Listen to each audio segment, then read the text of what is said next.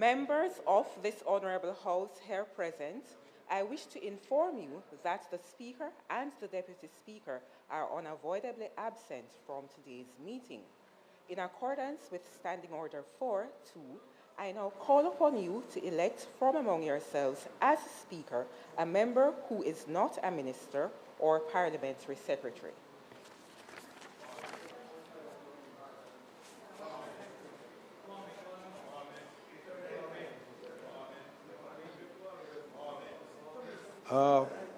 The clerk having indicated the current situation, as House Leader, I beg to propose that the member from Southeast St. Catherine be nominated as the Speaker pro tem.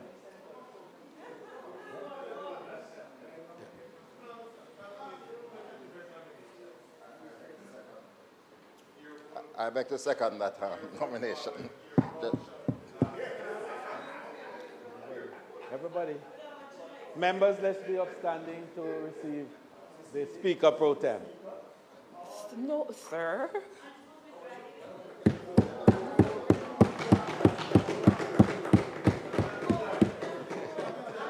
Okay, then. Well, hold on. Are there any further nominations? No.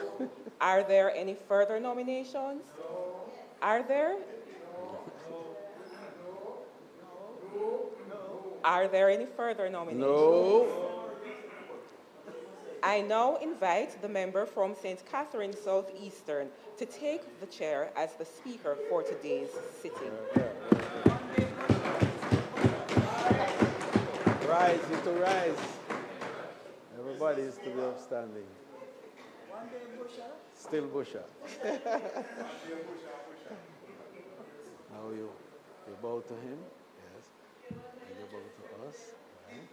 And you bow to that. Good. Well done.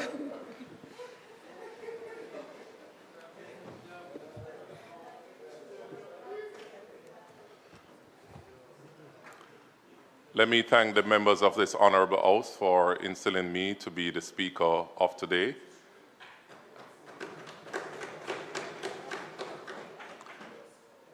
I would also like to use the opportunity to welcome to this honorable house former Ambassador of the United Kingdom, George Ramakan.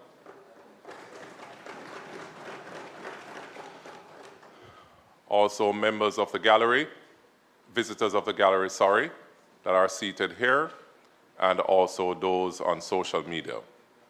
Thanks for being here at today's sitting of Parliament, Tuesday, June 25th, 2024. The Honourable House now resume its sitting.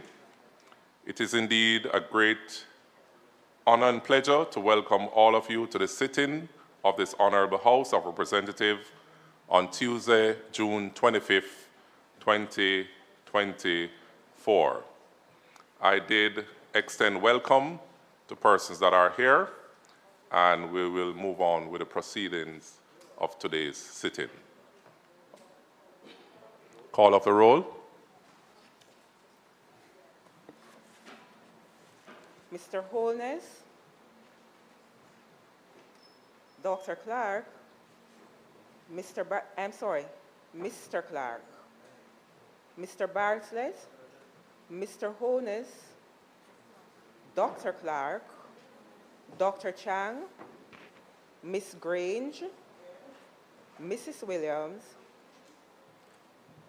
Mrs. Malahoo Ford, Dr. Tufton, Mr. Mackenzie, Mr. Chuck, Mr. Vaz, Mr. Charles, Mr. Green, Mr. Morgan, Mr. Hutchinson, Mr. Terry Long, Ms. Smith, Dr. Dunn, Mrs. Cuthbert Flynn, Mr. Main, Mr. Davis, Mr. Witter, Mr. Brown, Dr. Brown Burke,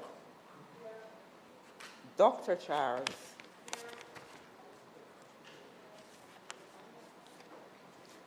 Mr. Chin, Mr. Cousins, Miss Crawford, Miss Daly, Miss Davis, Mr. Golding, Mr. Graham, Dr. Guy, Miss Hamilton, Miss Hannah, Mr. Enriquez, Mr. Henry, Mr. Hilton, Mr. Jackson, Mr. Lawrence, Miss Lee, Mr. Miller, Mr. Montague, Miss Morrison, Mrs. Nita Garvey, Mr. Paulwell, Mr. Phillips, Dr. Phillips, Mr. Robertson, Mr. Robinson, Mr. Samudo,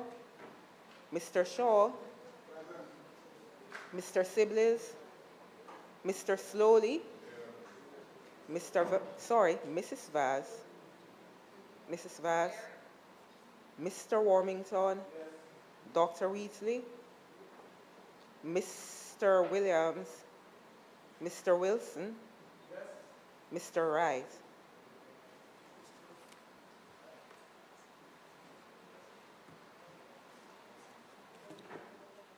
House Leader.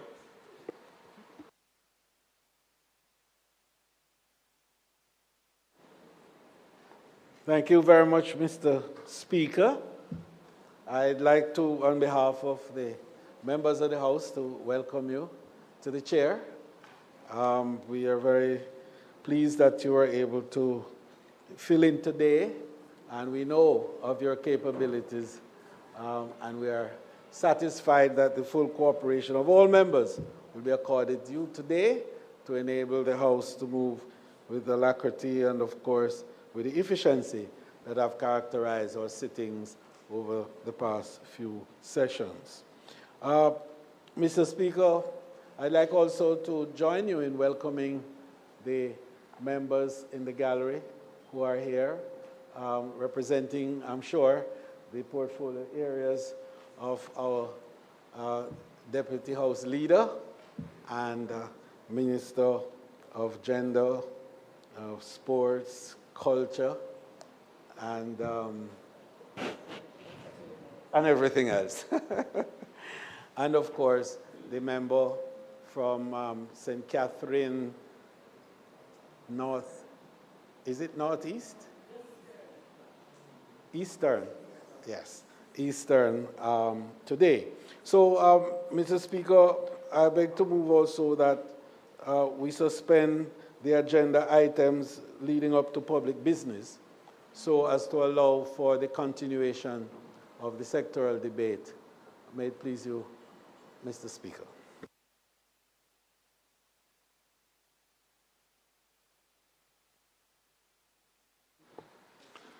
Statement by ministers.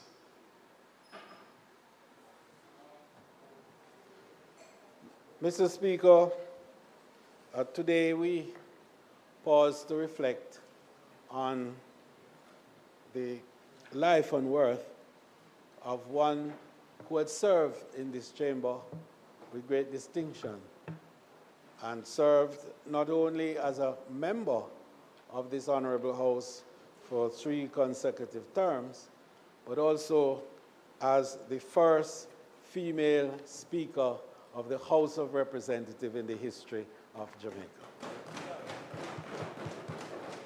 So, Mr. Speaker, I'm honored to pay tribute today to a pioneer in women's political participation, Mrs. Violet Asentha Nielsen, the first woman Speaker of the House of Representatives. Mrs. Nielsen's historic elevation, particularly at that time in history, was an exciting one. Mrs. Nielsen was a 3-term member of Parliament. She was first elected as the representative for St. James East Central in 1989 and served in this honorable House until 2002. She served representing her constituents, indeed, Mr. Speaker, with fervor and great dedication. During her tenure as a parliamentarian, Mrs. Neeson served in the executive branch as Parliamentary Secretary in the Ministry of Development, Planning and Production, Parliamentary Secretary in the Ministry of Education, and Parliamentary Secretary in the Ministry of Health. Mrs. Neeson was also elected Deputy Speaker of the House, a point we had not made earlier in our comment, and of course later Speaker of the House of Representatives. A position that she held as Speaker from 1997. I think that's when one or two members in this chamber joined for the first time, until 2002, when she actually retired from active politics. Mrs. Neeson was a woman of the people and for the people.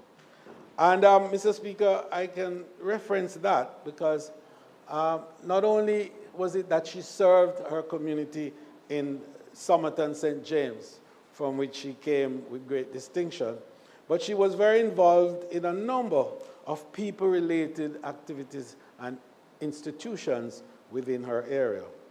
Her mission, in fact, improved the lives of people from all walks of life within the parish and even the island as a whole. In pursuing these areas, Mr. Speaker, she played an active role in agriculture and in fact became the first female president of the Jamaica Agricultural Society. And that's, she also was very active in the 4-H movement, and of course in the field of education is perhaps what she's best known in the parish of St. James and certainly in the areas in Somerton and Dumfries and the areas surrounding that. Her impactful contribution, in fact, Mr. Speaker, was felt by all, and even now, 22 years after she retired from this honorable house, her name still rings in the constituency that I have the distinction of representing for the last 22 years. And it is for all of us a great sense of pride for the work that she has done, and her legacy lives on. Mr. Speaker, it is to be noted that this grateful nation also recognized not just her value and worth in this house, but to the extent that in 2004, she was conferred the Order of Distinction in the Commander class for her outstanding contribution to education, agriculture, and community services. As per required, and indeed it is accepted by way of the protocols involved in according special recognition to members who have served in this honorable house and who have been ministers of government and prime ministers and leaders of state. I'm pleased to advise that the Cabinet yesterday approved an official funeral for the Honorable Violet Nielsen to be held on the 8th of July, 2024. I want to make a very special and personal comment, Mr. Speaker, with regards to her family. You know, her daughter, Jacqueline, and her brother, and all the family that have been so close and so closely knit together in Somerton. And I want to say to Caswell and to Ellen, who brought her into this world, although they are now in heaven as well, looking down as she is and hearing even these tributes to her, that they too would have in their own way, wherever they are, be proud that they produced a daughter that has contributed so much and so well to the development of this beautiful island of Jamaica. May her soul rest in peace and light perpetual shine on her.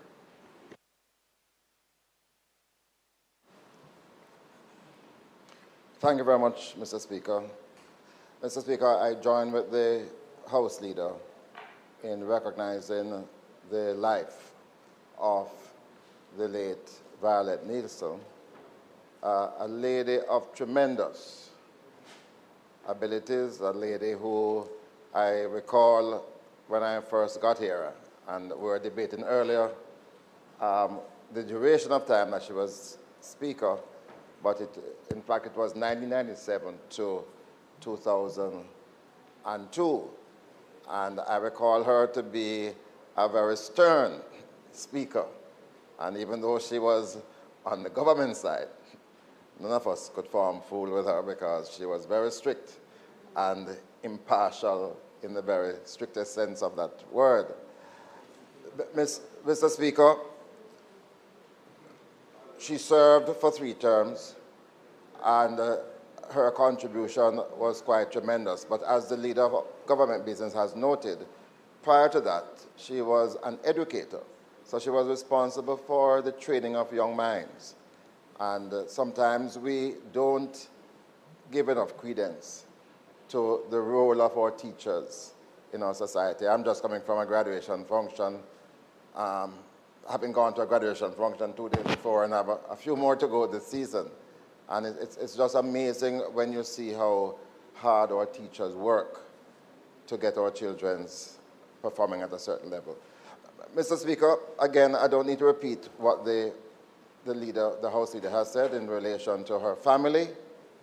Sometimes it is the family that really keeps us going, both when we are active here, but afterwards. And I want to bring to the attention of this House this issue of Alzheimer's and dementia, because increasingly, worldwide, our elderly people who have served are coming down with this disease, and it seems much more frequently than even before. And I think we, through the Ministry of Health, has to be engaged in greater public awareness and education about Alzheimer's. Our people do need to understand how to care for people with Alzheimer's, and more importantly, to see how we can anticipate such a disease. So, as I'm told, there are things that can be done to prevent the worst effects of it. We urge that those who are engaged in research now will expedite those research, because it's really unfortunate that having lived hard, worked hard, served hard, for you to end in this way, where you are unaware of much of what is happening around you, and the tremendous strain on the family who continue to give support. So today I want to pay tribute to Violet as a nation builder, somebody who was a stern and loyal comrade and who has worked hard to build her party and to create history as the first female Speaker of this chamber. Thank you very much, Mr. Speaker.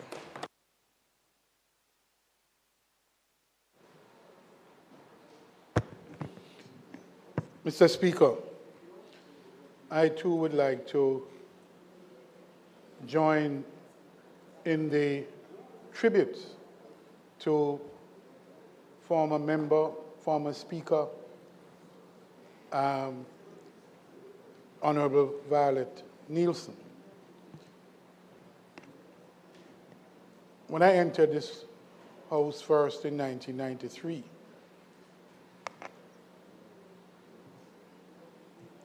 the deceased, well, the Member of Parliament, as she was then, was a very active Member of Parliament. I remember Violet Nielsen because she distinguished herself among her members because of her very quiet but firm persona. She was someone who was approachable, but was very firm in the ways that teachers, or former teachers, can be, which is to present a very unassuming disarming personality, but very, very firm. And I remember when she rose to the position of Speaker of the House. And was a very proud moment indeed, because it wasn't lost on us that this was a historic occasion. Everyone recognized that the glass ceiling was being broken, shattered indeed, and that we all felt that this was the right person to do it, because she was well-suited, well-equipped to handle the task. And she did. She distinguished herself very well. She was a very firm, very fair, very balanced speaker. And those on the side of the government side was of no illusion about having to toe the line and to work within the standing orders, and to be respectful, and to be very, very compliant with the rules of the House. So her fairness was not questioned. Her empathy was not questioned. She counseled the younger members as they came in. She made time for them, and she was a very good manager of the House, and very effective. It was a period in which tremendous legislation was passed. Great deal of legislation was passed in that period, and she conducted herself with such aplomb and such balance. But my contribution simply was that one of the things we knew about her is that she was an astute politician, very astute. And you had to be, because anyone who could be termed the first campaign manager for P.J. Patterson would be somebody special. And she was. And that started back in Somerton, in high school, in the Somerton primary school, Somerton Primary School, when P.J. Patterson, perhaps I believe it was his first election, but Violet Nielsen was a campaign manager. And everyone in the People's National Party knew that, and knew of the connection with P.J. Patterson that remains up until today. And the skills, the early signs of her mastery, her interest, and her skills were demonstrated.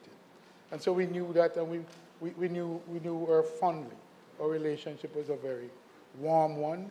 Her role in the executive was marked as well because of her knowledge, the knowledge she brought with her from the education system. So I want to, on this occasion, to again acknowledge the family members who we know it's a difficult period, very difficult period. It was a close-knit family, as I recall, and I'm sure that the loss, however long the illness, the loss of Miss Vi, or Tony, as she was affectionately known, but not by all of us. Not every one of us could call her Tony. It was just, that was reserved for the senior persons in the party who knew her and knew her well.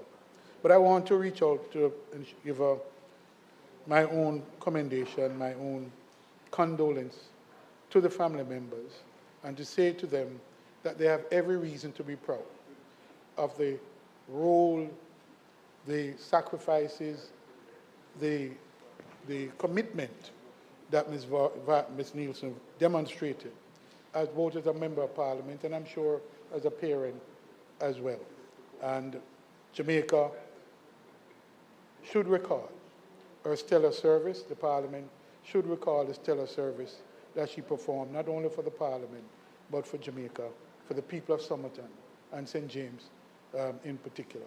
And we mourn her loss, and to say to her, walk good, Comrade Violet Nielsen, and to say, may her soul rest in peace and light perpetual shine upon her.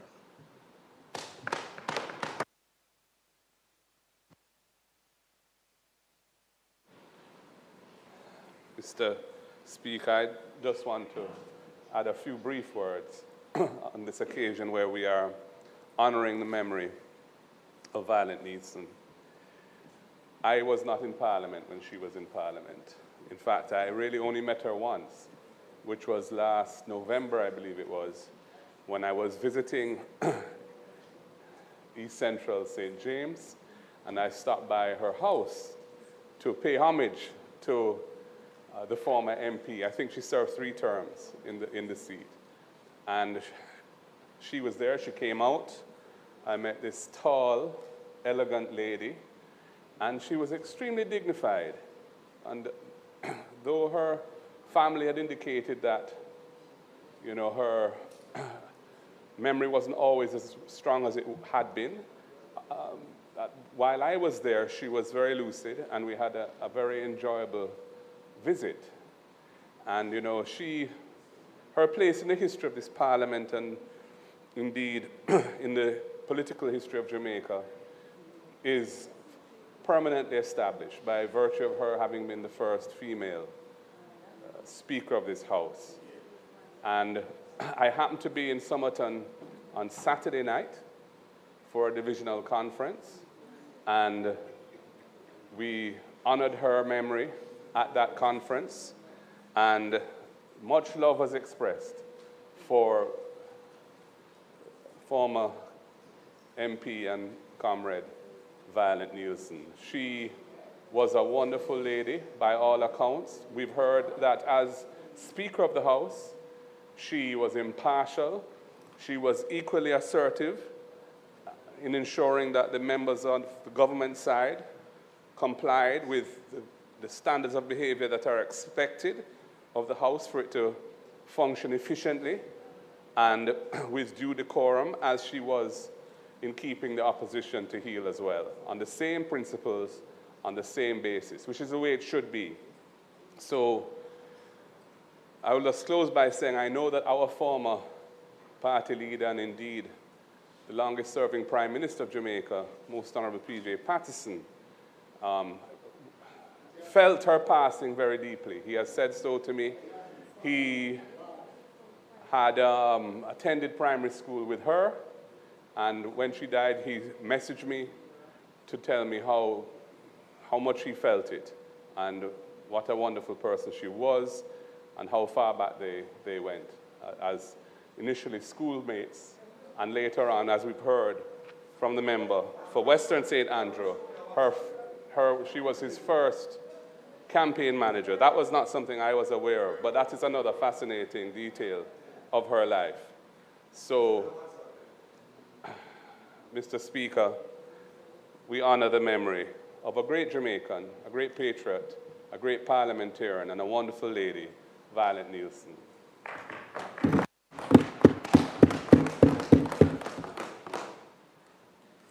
Mr. Speaker, I also rise to add my words of condolences and to speak about the life, work, and worth of the Honorable Violet Neeson.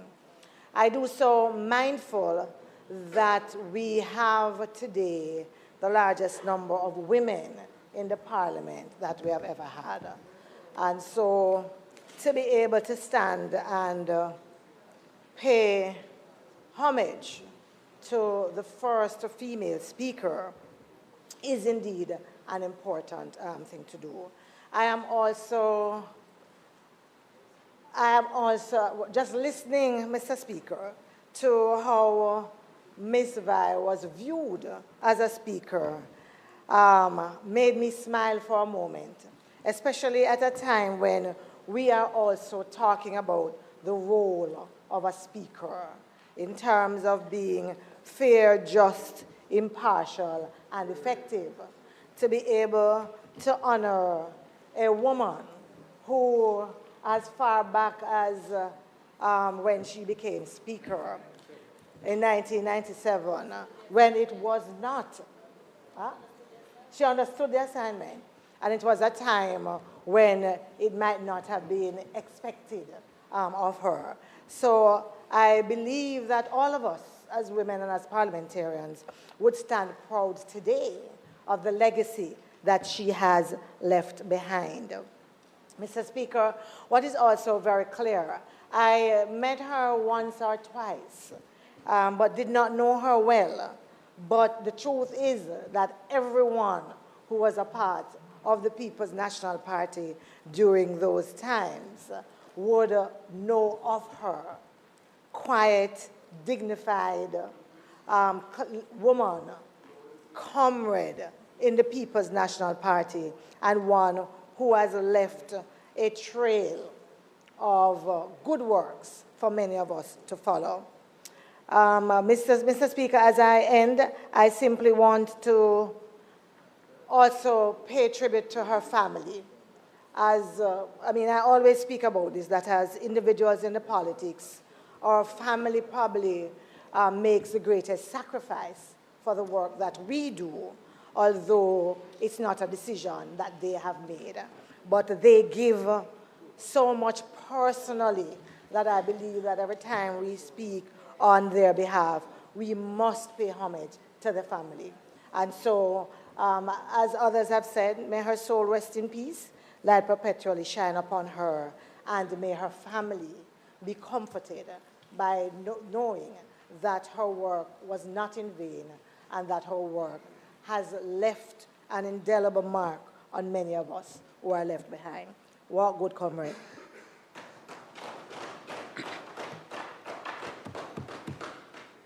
Thank you, Mr. Speaker. Mr. Speaker, I join my colleagues in expressing my own sympathies on the passing of a former colleague and Speaker of this House. I had the privilege of being here during her own old tenure and that of her speakership. She brought quite a bit of decorum to the chair that you happen to sit in now, Mr. Speaker. She recognized that we were all colleagues in this House, regardless of which side we happen to sit. And she also recognized that she's an umpire and ought to be so without bias in order to preserve the integrity of the chair and the integrity of this House.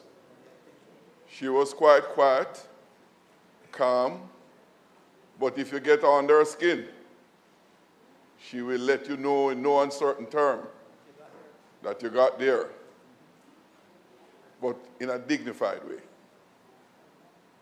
That is a rich legacy which I believe all in this House, not only speakers, but members all, should seek to emulate. She was a great comforter to us all in trying times and in difficult times, with that calm demeanor that she had. Indeed, Mr. Speaker, she has made a lasting impact on us who served with her. And I have no doubt that the member from East Central, St. James, who would have dwelled in that vicinity, can attest to my testimony here this afternoon. I missed your presentation, but I will surely make myself become aware of it. Mr. Speaker, may her soul rest in peace and light shines perpetually on her. Thank you. Our political landscape is today poor with the passing of a trailblazer, Violet Nielsen. A woman of first, as stated earlier. She was the first woman Speaker of the House of Representatives and the first woman President of the Jamaica Agricultural Society. Violet Nielsen made history with her distinguished service from 1989 to 2002, where her firm yet fair leadership, integrity, and tireless advocacy of parliamentary democracy set a benchmark in Jamaican politics. Throughout her political career, she exemplified the highest standards of public service. She was known for her steadfast dedication to her constituents and community.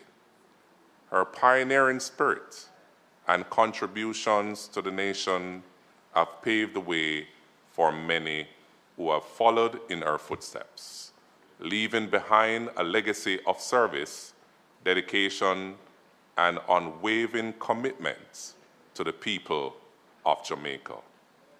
Beyond the halls of the Parliament, her community involvement remained Mrs. Nielsen's passion, especially her involvement in her church. As we mourn her passing, we celebrate the marks that she made. She has left on our country, inspiring future generations in the pursuit of just and equitable society. At this time, we will stand in recognition of a moment of silence for the life and the journey of Ms. Nielsen.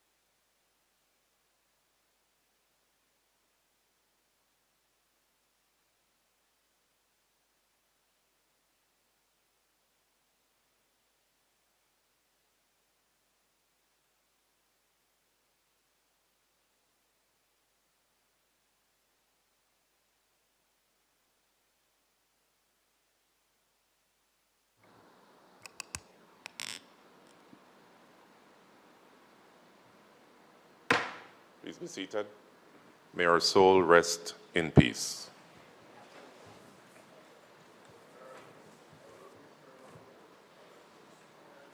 Announcements?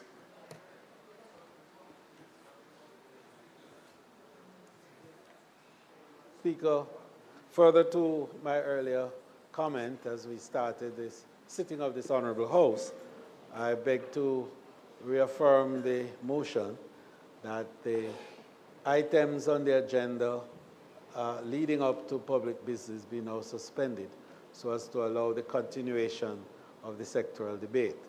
And today, the speakers will be the Minister of Gender, Culture, Sports and Entertainment, and Member of Parliament for St. Catherine Central, the Honorable Olivia Babsey-Grange. And she will be followed by the member from Eastern St. Catherine, the long-standing serving member of Parliament for that very important part of St. Catherine, Ms. Denise Daly. May it please you, Mr. Speaker.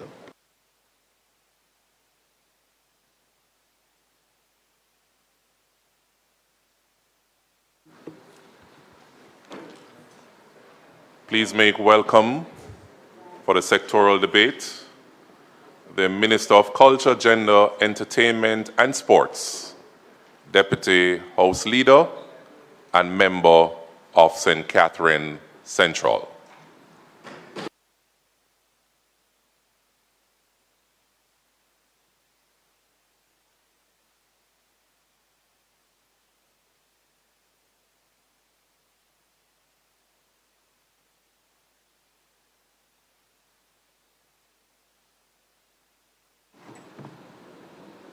Mr. Speaker, welcome to the chair. One day bushel, still a bushel.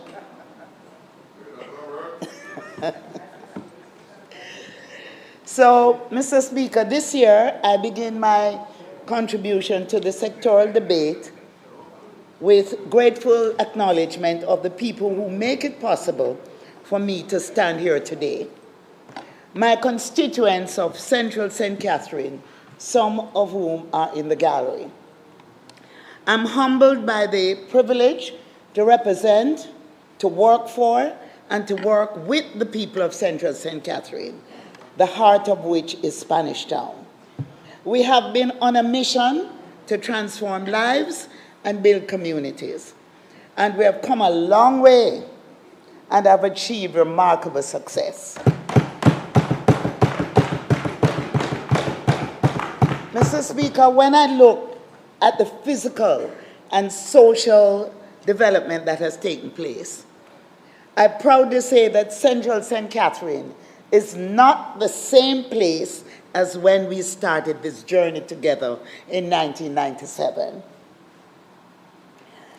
It is the investments in education, in skills development, in welfare assistance, in small business development, in infrastructure development, and the partnerships with the residents, the security forces, community groups, businesses, churches, schools, everyone, old and young, that laid the foundation for the transformation of gritty communities into models of peace, safety, and security.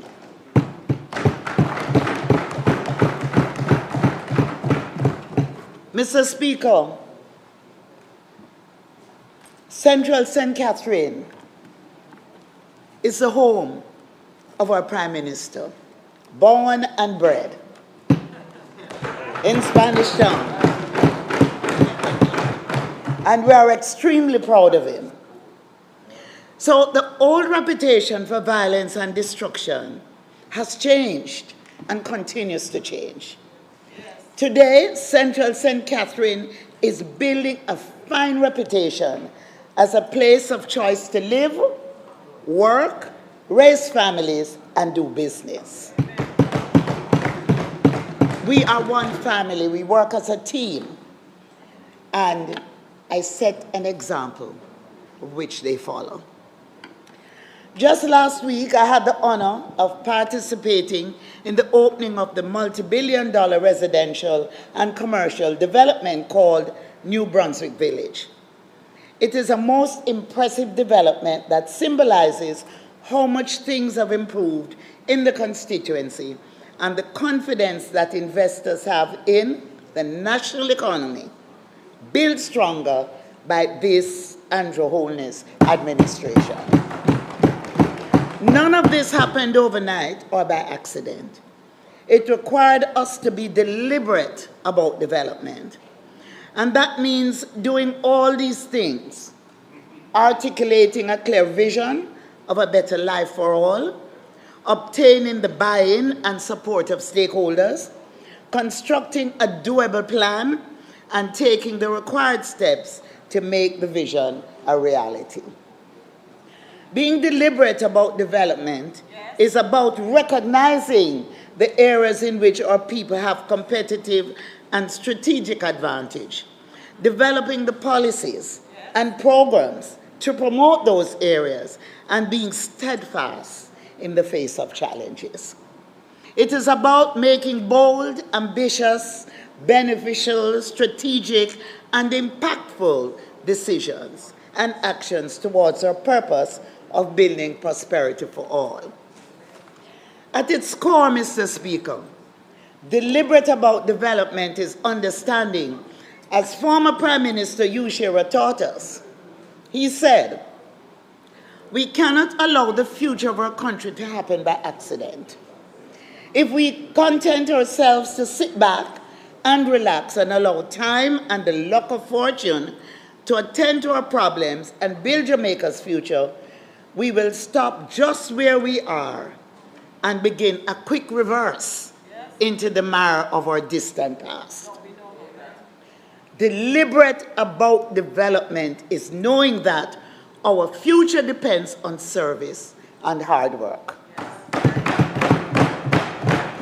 So, Mr. Speaker, I am pleased to be led by a leader who is deliberate about development. This Prime Minister does not shy away from the challenges. He doesn't kick the can of difficult decisions down the road for some future government to address. This Prime Minister doesn't only dream of a new Jamaica. He actively and he deliberately works to build a new Jamaica with justice, liberty, and prosperity for all. Big up to the Prime Minister. So I thank the Most Honorable Andrew Michael Holness for his leadership and for his confidence in me. I continue to pray for God's guidance in all he does for our blessed homeland. Today, I report to this House and the nation on our deliberate actions to set things right for culture, gender, entertainment, and sport as part of a new Jamaica. I thank my colleagues in the Cabinet, as well as Madam Speaker and the members of this House for your support and friendship. Sometimes we allow the impression to be given that we are rabid partisans or unfriendly towards each other. But the truth is that we have been able to work across the aisle in the interests of our country. There will always be differences, but we mustn't allow them to harden into anger and disrespect. And there is a trend, particularly on social media, by some. But I'm depending on my colleagues across the aisle to work with us to set an example. So, as the mother of the house,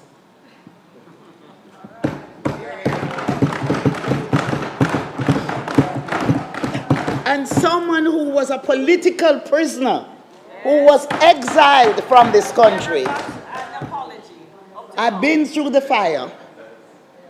That is why I'm concerned about some of what I hear and see in our political discourse. And no apology. Today I say, let us choose to act in a spirit of goodwill and respect for one another. I express my appreciation to my permanent secretaries, and I'm the only minister with 2 permanent secretaries. I always say, I have 2 men in my life in the ministry. Permanent secretaries Denzel Thorpe and Dinoy Bernard. I want to also express my appreciation to members of the various boards of management and the entire team across the Ministry of Culture, Gender, Entertainment and Sports, its departments, its agencies, and advisory bodies. I pay tribute to the stakeholders across the portfolio for their support, comments, and criticisms, which has helped us to deliver on our purpose. And I give thanks for my counselors and management team, assistants, drivers, and close protection officers. And of course, please allow me to say a special word of thanks to my family who stand with me through it all. They have been my rock through the long days and late nights, especially my daughter, Paula. I love you. I want to use the opportunity at this time to acknowledge, special acknowledgement to the head boy and head girl of Spanish Town High. The head boy, Malik Walker, and the deputy head boy, David Blake. I also want to use the opportunity to express my condolences to the family of former Speaker Violet Nielsen and join in all the various tributes made earlier by members of the House. I recall her being a very strict speaker who would insist on members of Parliament being appropriately dressed. I had an encounter with her myself because of my mode of dress. For the first time in the history of Parliament, I wore pants.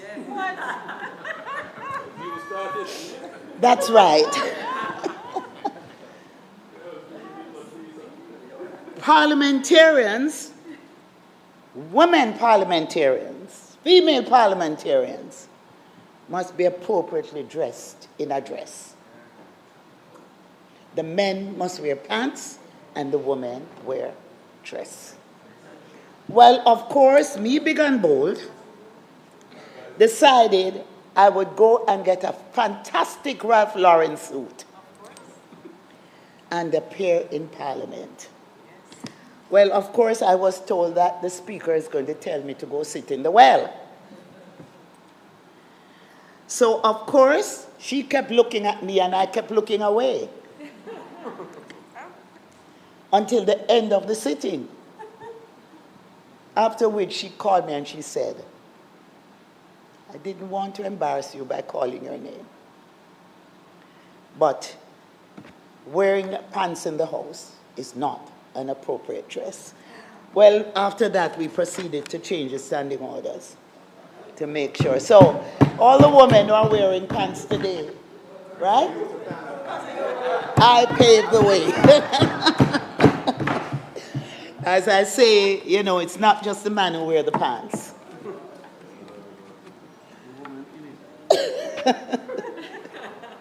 So, I move on to speak. In building the new Jamaica, our government has deliberately chosen to focus on developing the infrastructure across the country among our key deliverables.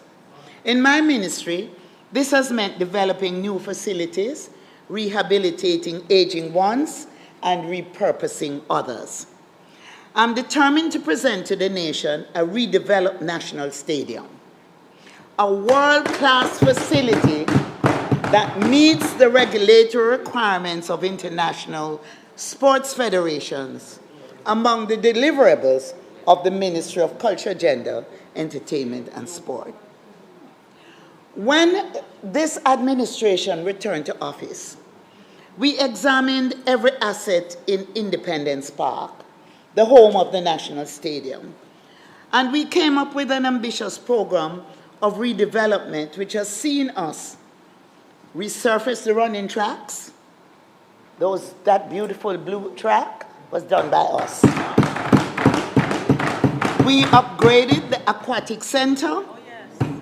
We upgraded the basketball and Leela Robinson netball courts, among other improvements, including the establishment of monuments to our track heroes, Usain Bolt, Shelley Fraser Price, Veronica Campbell-Brown, and Asafa Powell, primarily funded through the Sports Development Foundation. The main stadium facility is a special and expensive project that requires a different approach to development. In this regard, we went through the necessary processes established by the Public Investment Management Committee, which approved our concept for the redevelopment, which was cost at $100 million US. I give thanks to our development-minded Prime Minister and the Minister of Finance and the Public Service, who give constant support as we seek to redevelop this 62-year-old national stadium that is obsolete, unable to be upgraded, and will pose a challenge to normal operations, as a recent challenge with lighting demonstrated. And I want to use the opportunity to say to my shadows on the opposite side, let's not politicize sports. Let's not politicize culture. You don't have to go and stand up in the middle of a stadium or a facility and go on social media to blame and point finger. Sports and culture is something that unites. It does not divide. So the newcomers who are trying that, let it go. Let it go. Let it go.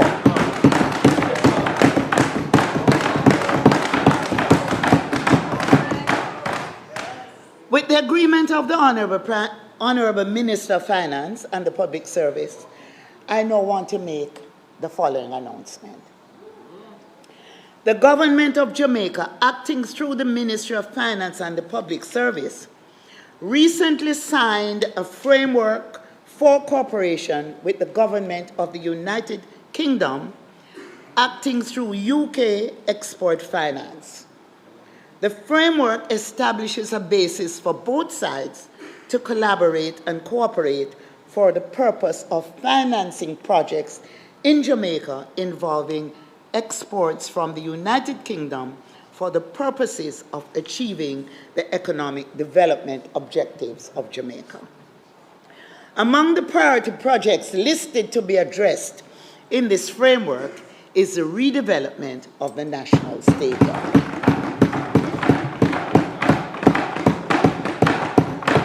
Through this framework, a team of architects and project managers from the UK held discussions with my team at the Ministry of Culture, Gender, Entertainment and Sport and sent us a proposal for the renovation and redevelopment of facilities at Independence Park, particularly the National Stadium.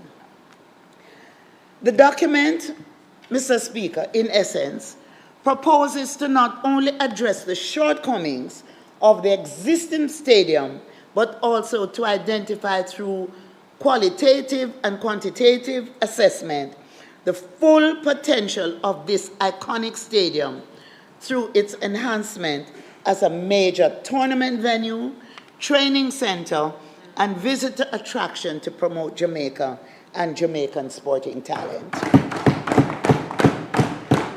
So, Mr. Speaker, we considered the proposal. We looked at it carefully. And this proposal has the development of the Sports Museum in its scope, and we accepted it.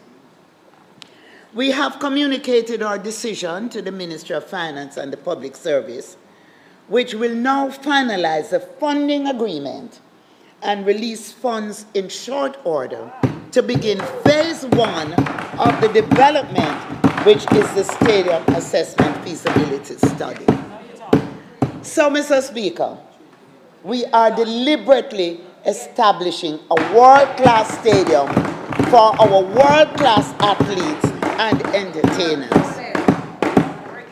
And we are targeting to break ground no later than August 2025. I wish my colleagues over there would applaud. The stadium is for all of us.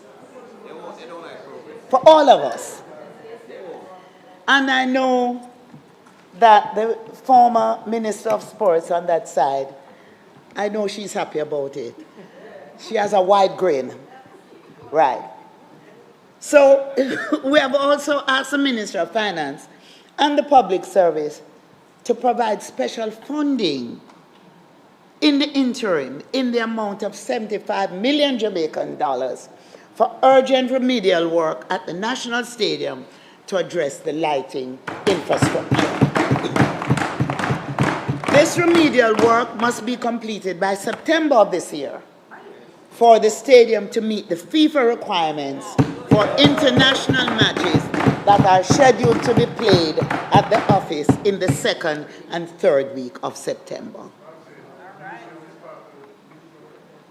Yes. Yes. I also have exciting developments regarding the Trelawney Stadium to report. There is a rumor that goats and cows and everything, but that is not true. This government is determined to exploit the full potential of Trelawney Stadium for the benefit of the Jamaican people. And I must tell you, that facility was incomplete when it was built. Yes, it was. In fact, we were given a stadium for the opening ceremony of the World Cup, but that stadium ended up in Slaggerville. And then we borrowed money. We borrowed money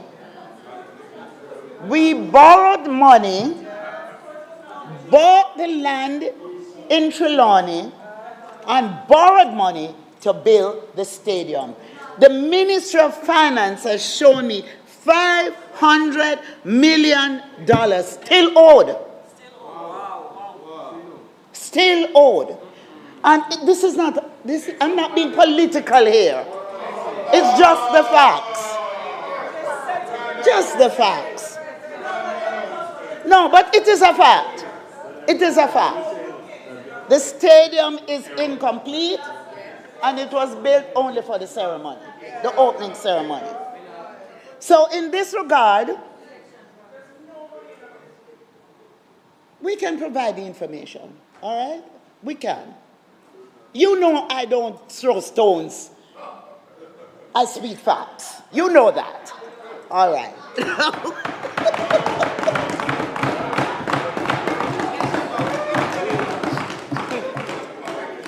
We're not throwing a car and we're not calling a foul, right?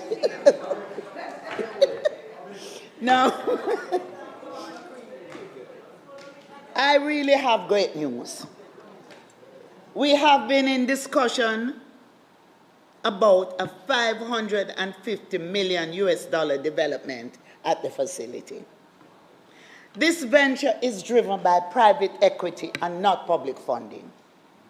The investors propose to transform Trelawney into a high-performance sports complex that can accommodate 21 sports disciplines, host international games, award ceremonies, and serve as training grounds.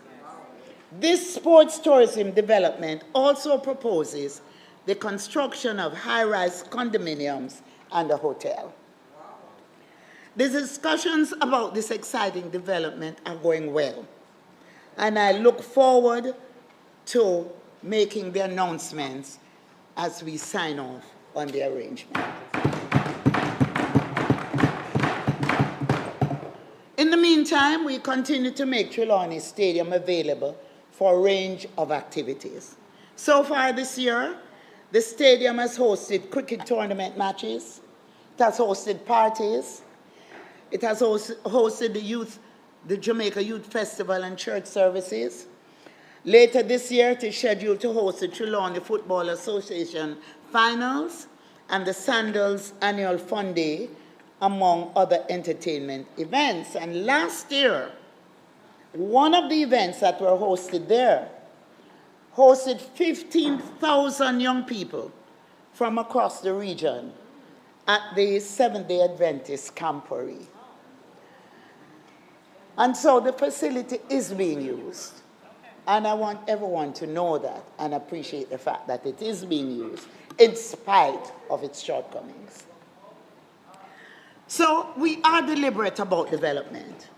The government continues to invest heavily in national, community, and school sport, welfare, coaching, and the development of facilities. Indeed, in the last calendar year, the Sports Development Foundation invested $515 million Jamaican dollars, more than $500 million, on programs and initiatives that reached every corner of Jamaica, from community sports to the elite level. From building sports facilities in underserved areas to supporting local tournaments and leagues. The Sports Development Foundation worked hand in hand with over 40 sports federations, agencies, and communities to harness the power of sports for social and economic development. Yes, we are deliberate about development. We have taken steps to address the issue of night noise and the insufficiency of entertainment venues by repurposing heritage sites into entertainment venues. In this regard, we carried out extensive rehabilitation and upgrade of the Civil Heritage Park in St. Anne, which is now available for use for a variety of events. And as you all know, Civil Heritage Park is where the four cultures meet: Taino, the African, the Spanish, and the English. And we also, on July 31, we have the reenactment of the abolition of slavery when the proclamation was read. So that's a very important heritage site. And it's now available, upgraded and available for events, various events of all types. We're also breathing life back into Fort Rocky. And I know that the Member of Parliament for East Kingston and Port Royal will be very happy about this. So in building the venue, we had to conduct an ecological assessment of the site, which caused a delay, and as well as a survey of flora and fauna and a study of sound and light. So this venue is available, but the build-out was delayed because we had to do this. NEPA demanded that this be done. So these have been critical in determining the type of entertainment activities that should take place at Fort Rocky, considering potential effects on residents, aviation, and sensitive ecological resources in the area. So we are now aware that changes in light or noise in an ecosystem may have an impact, not only on the functions of individual species, but the overall function of the ecosystem and, you know, the turtles nest in the area. And so we had to, and in fact, when they come on land and they nest, they use the moon as their light to go back to sea. So we have to design the light and the sound in a specific way to use that venue. So we have been deliberately careful and sensitive in its development. So I want to report to the House that based on the findings on the environmental assessment, Fort Rocky is suitable for the purpose intended with careful environmental and ecological monitoring. So this year, we will proceed to build out the parking lots and the viewing decks at Fort Rocky, and it is really going to be a beautiful site. Again, I want to repeat, we are deliberate about development. We are positioning Jam World to become the first operational 24-hour venue. We have done site clearing, repairs and other works to make Jam World suitable for events. We have also completed the surveyor's ID report, which is a foundation for architectural drawings, topographical map, and development plan for Jam World, which we expect to complete this year, as well as the perimeter fence to secure the property. And of course, people go there to learn to drive and all of that. So I'm just warning that we are going to monetize that activity in the meantime. And I really want to use the opportunity to commend the Member of Parliament for South East St. Catherine, who persevered, who pushed, who called me, even in the middle of the night, to get this project going.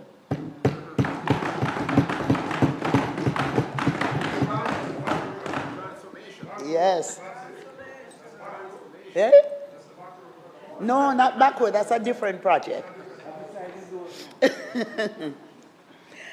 But what's interesting, we're also in discussion a public-private partnership in developing a section of Jam World as a TV and film soundstage facility. So in addition to film and television soundstage production taking place at Jam World, we will have a built-out facility for entertainment and sports. The proposal calls for the development of multiple production stages, a virtual production and gaming stage, post-production facilities, and a mill, among other facilities. So we are looking closely at that proposal and hope to finalize those arrangements soon. Our potential partner anticipates the completion of the topographical map to develop a detailed design plan and move our discussions forward. Now, Mr. Speaker, prior to this administration, there were no state-run shelters for women wishing to leave violent relationships. We know it's difficult for some women to leave. Yes. And the reasons are many and complex. They have nowhere to go. They have no jobs. So many reasons. But because we are deliberate about development, we put in the systems to help women leave violent men and to restart their lives. To date, we have established and are operating 2 shelters for victims of domestic violence.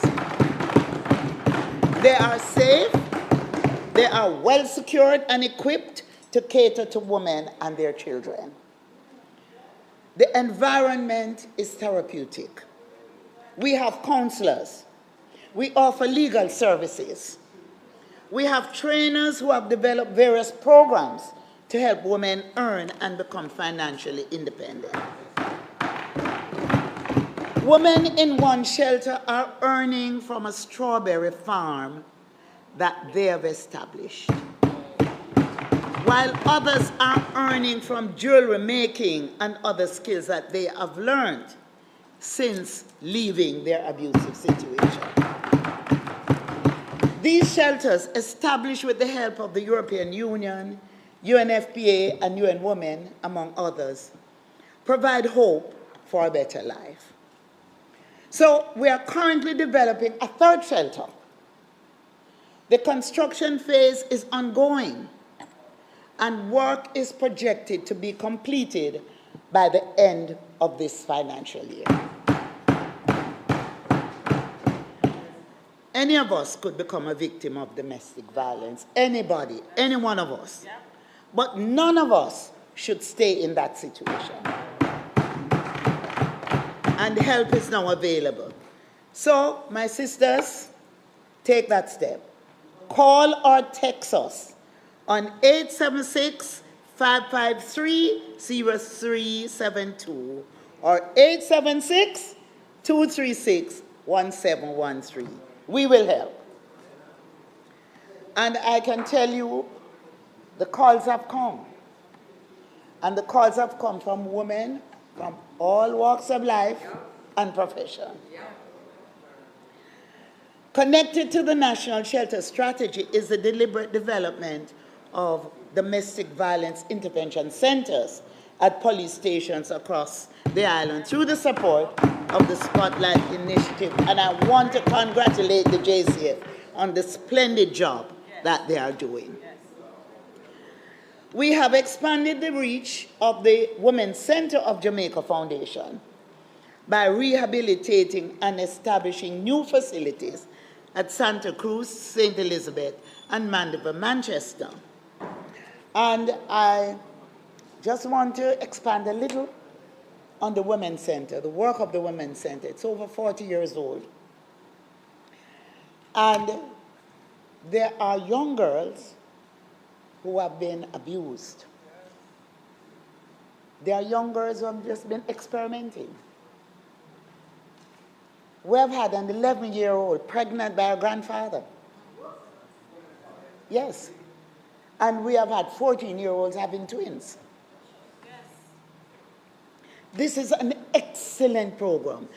And the Member of Parliament from East Kingston and Port Royal is one of those who have supported the center.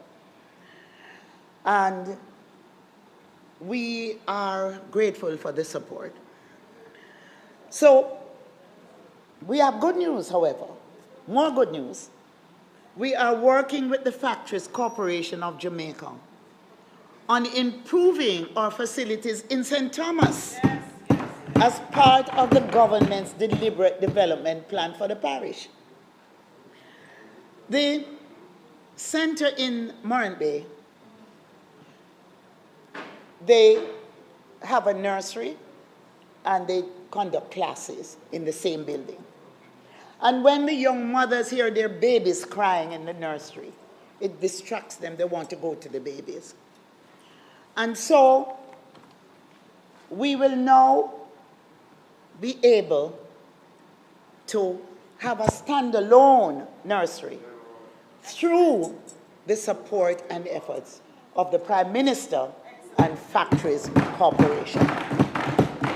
But not only that, Prime Minister and Factories Corporation have promised us that they will build a dormitory so that some of these young girls who can't go back home will have somewhere to stay. But more news, the Prime Minister and the Minister of Finance has promised us to fund a dormitory at the headquarters in Kingston.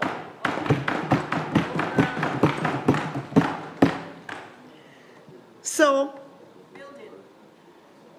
you know, it is a good feeling, a very good feeling, a good government, good government. So, we have also put in infrastructure to improve the delivery of virtual CSCC classes, these are classes, in rural areas. So the Women's Center now, in its 45th year, has been a lifeline to thousands of adolescent mothers for whom it has provided a second chance while helping to reduce the adolescent birth rates. And the program has done well. And you know, this lady, she doesn't mind us mentioning. The head of the Bureau of Gender Affairs, Mrs. Sharon Coburn Robinson, was one of the first graduates of that program.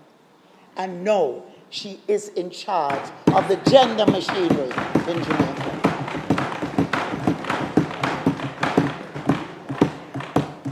And I just want to mention that the longest serving chair of the Women's Center Foundation program was Princess Laws, the late Princess Laws.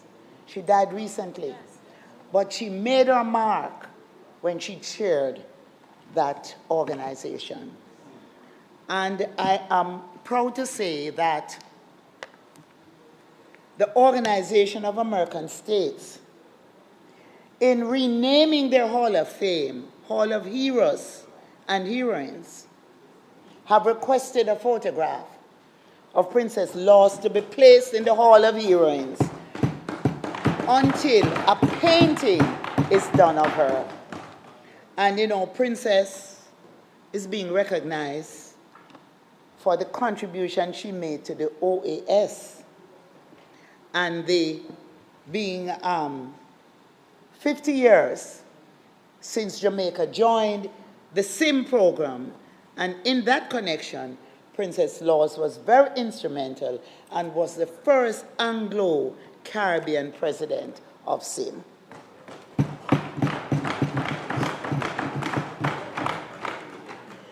So, Mr. Speaker, we have received funding to rehabilitate the 19th century seawall that protects the historic Naval Hospital in Port Royal from storm surges and maritime traffic.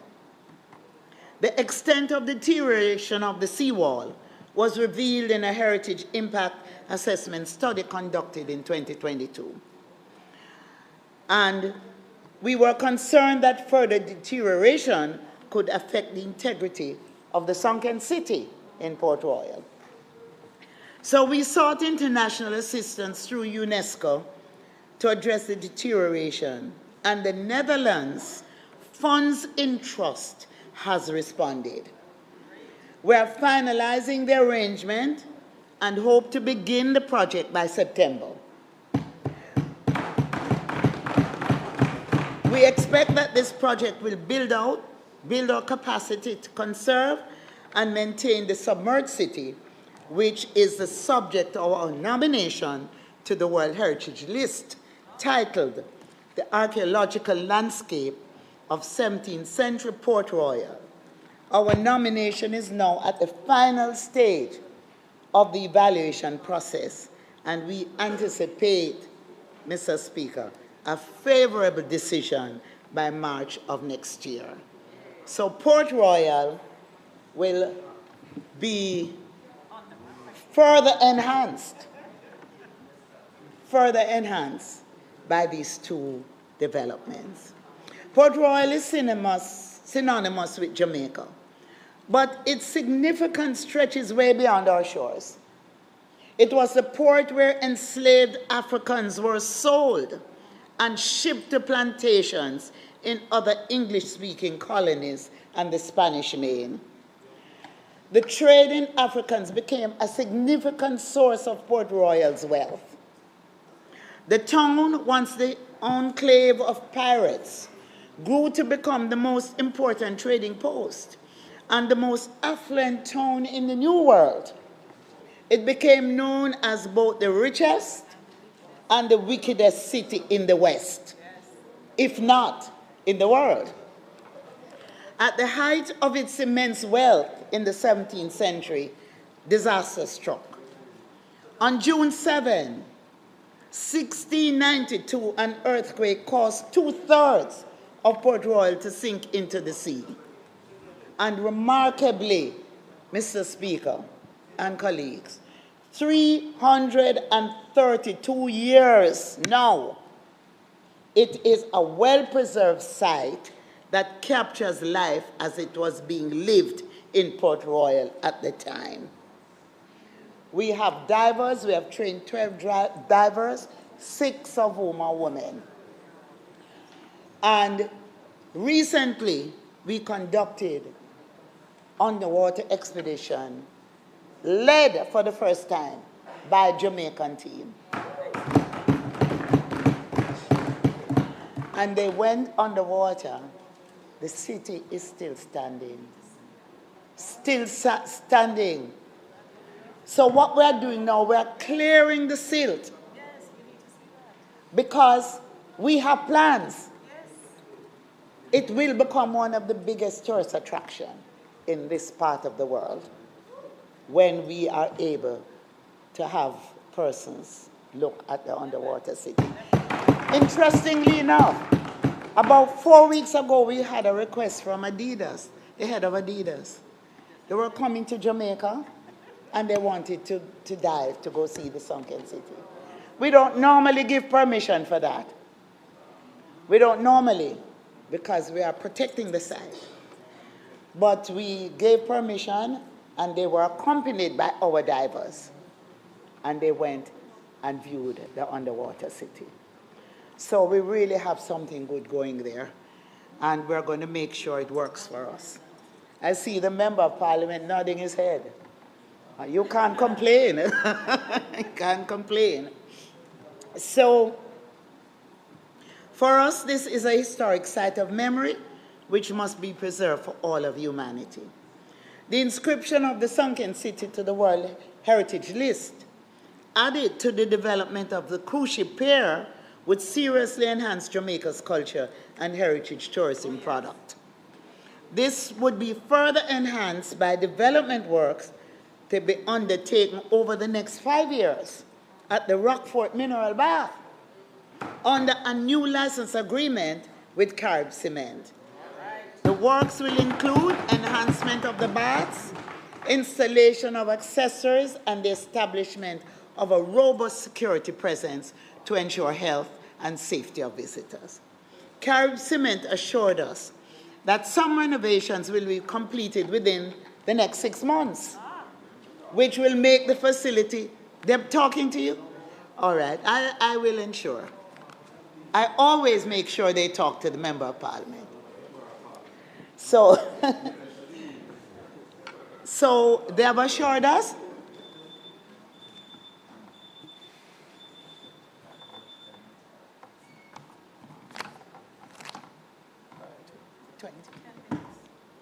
Leader. Mr. Speaker, the members' time having been expired, I beg to move that her time be extended sufficiently to allow her to conclude her presentation. May it please you, Mrs. Speaker. The motion on the table is for the member time to be extended sufficiently for her to finish her presentation. Those in favor? Aye. Those against? The ayes have it. Thank you, Mr. Speaker. So as I said, the facility will be available for use, sections of it, within the next 6 months. And Jamaicans old and young, I know they have great faith in the healing stream of our mineral baths. So this will ultimately reposition Rockfort Mineral Bath among the list of culture, heritage, health, and tourism attractions of Greater Kingston and Port Royal, adding to the attraction of the redevelopment of downtown. So, Mr. Speaker, we're deliberate about development. We have sought to introduce them to amend legislation to protect people's rights.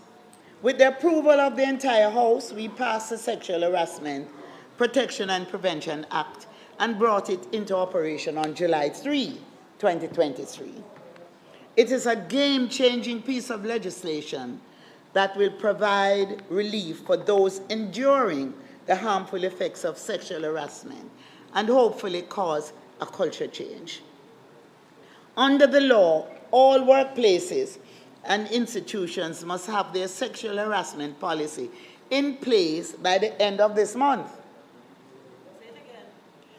All workplaces must have their sexual harassment policy in place by the end of this month.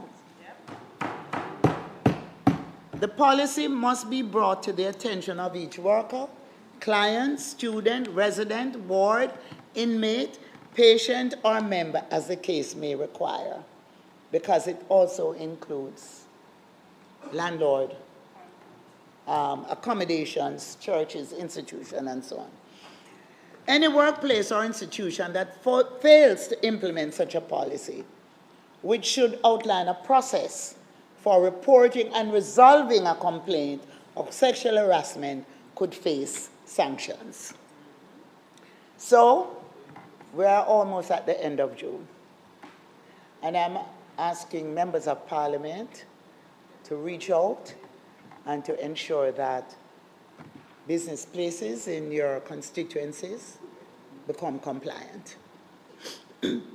So the law provides for the establishment of the Sexual Harassment Tribunal to hear and determine complaints and to make awards.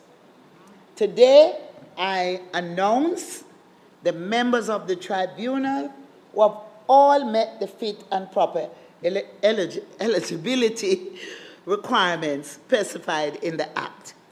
They had to go through a process. And yesterday, we received the letter from the Ministry of National Security indicating that all nominees are now considered fit and proper. So I want to announce the names. The chairman of the tribunal is Mr. Ferdinand Smith, former Justice of the Appeal Court. The deputy, there are two deputies, Attorney at Law Mrs. Karen Campbell-Basco and Attorney at Law Ms. Indira Prasad. The other members are Dr. Merrick Dale Walker, Mr. Danny Roberts, Mrs. Debbie Ann Brown Salmon, Mrs. Karen Thompson Wilson, Mrs. Janetta Richard Smichael, Ms. Camille Lee, Mr. Kevel Campbell, Ms. Kadria Shari, Ms. Shanique Rose Clacken, Mr. Junior Latibadir, Ms. Claire Pamela Miller, and Mr. Devon Dick, Reverend Devon Dick. So it has been a necessary, detailed, and carefully executed process of evaluation of the members. We already fully staffed the Sexual Harassment Investigation Unit, which will give support to the operation of the tribunal. And we have identified the space to house the tribunal and the Sexual Harassment Unit by acquiring additional space where the ministry is located. The company that was occupying half the building have moved out, and we have taken over the space. We're also deliberately strengthening the Domestic Violence Act. The Domestic Violence Act 2023 amendments came into effect in January of this year. The amendments, among other things, allow the court to issue protection orders and impose a penalty of up to $1 million Jamaican dollars for a breach and a sentence of up to 1 year in prison. We continue to improve our services to victims, punish perpetrators, and review our laws to create effective deterrence to would-be perpetrators. And in this regard, a joint select committee is reviewing the Domestic Violence Act towards further strengthening the protection of victims and dealing appropriately with perpetrators. Maybe at the end of it all, we may have a new act, but we certainly will have an act that will ensure that there is full protection for those who may suffer domestic violence.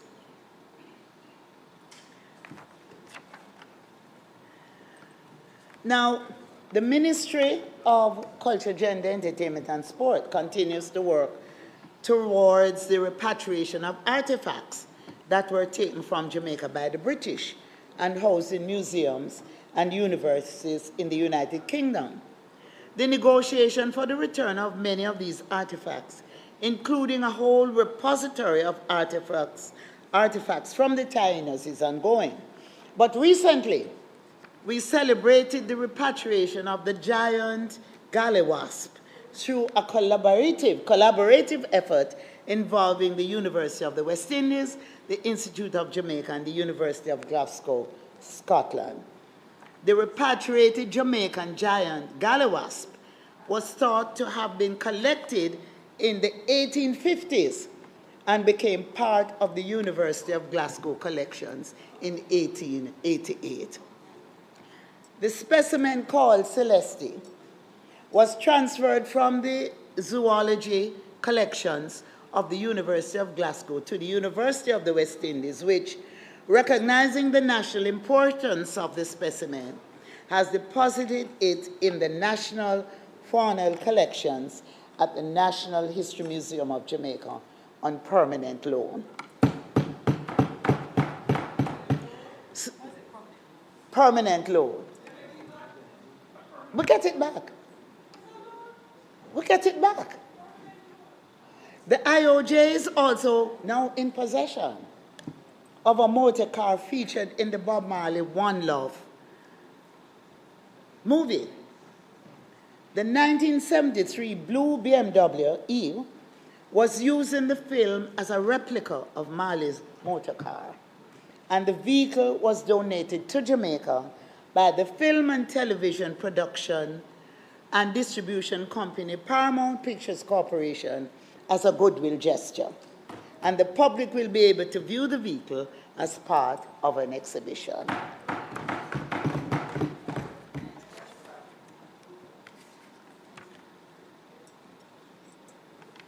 Through deliberate actions, there has been some progress towards reparations. Notable among them was a visit to Jamaica in April 2024 of a delegation from churches in the United Kingdom, during which the United Reformed Church apologized to the people of Jamaica for its role in transatlantic slaves. I reiterate my call on other churches in the UK, especially those who sent representatives to Jamaica, to witness this historic apology, to signal to their government that the Christian thing to do is to admit culpability, apologize to us, and to engage with us to determine the various forms that reparations may take. In recent times, we have been approached by descendants of enslavers who say they wish to apologize for the actions of their ancestors. So today, I want to let you know that we will use Emancipation Jubilee on July 31 at Seville Heritage Park as an occasion for these apologies to be made to the people of Jamaica. And the families will be coming to Jamaica to apologize at the Seville Jubilee for what their foreparents did to our ancestors. Recently, the leader of the opposition sent me a message regarding a complaint he received about issues affecting Rastafari students at a primary school. You was wondering what I was coming with, right? I looked into the matter, and it turns out that 3 students were being barred from sitting end-of-year exams because they had not been vaccinated as required.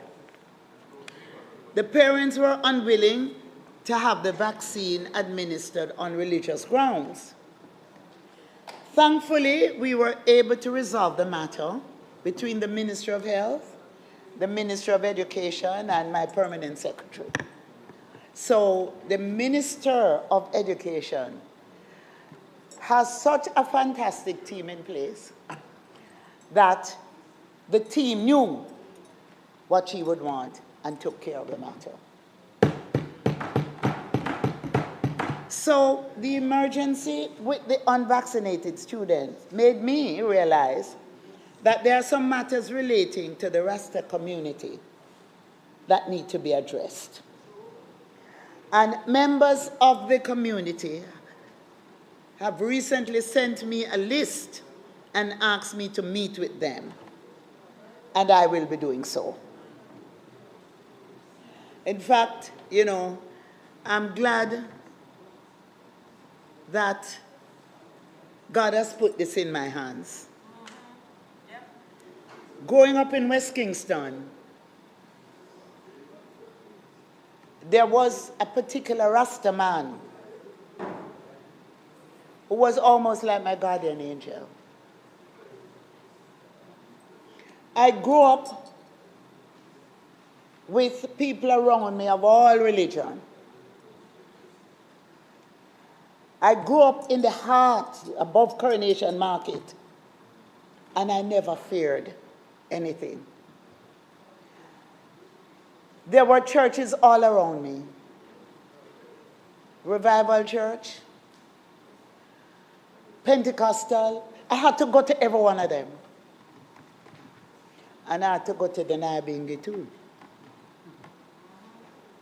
And so I feel that at this particular time, with the issues that affect Rasta, that God has put it in my hands. And God has put the leader, Andrew Michael Holness, to lead a government of which I am a part.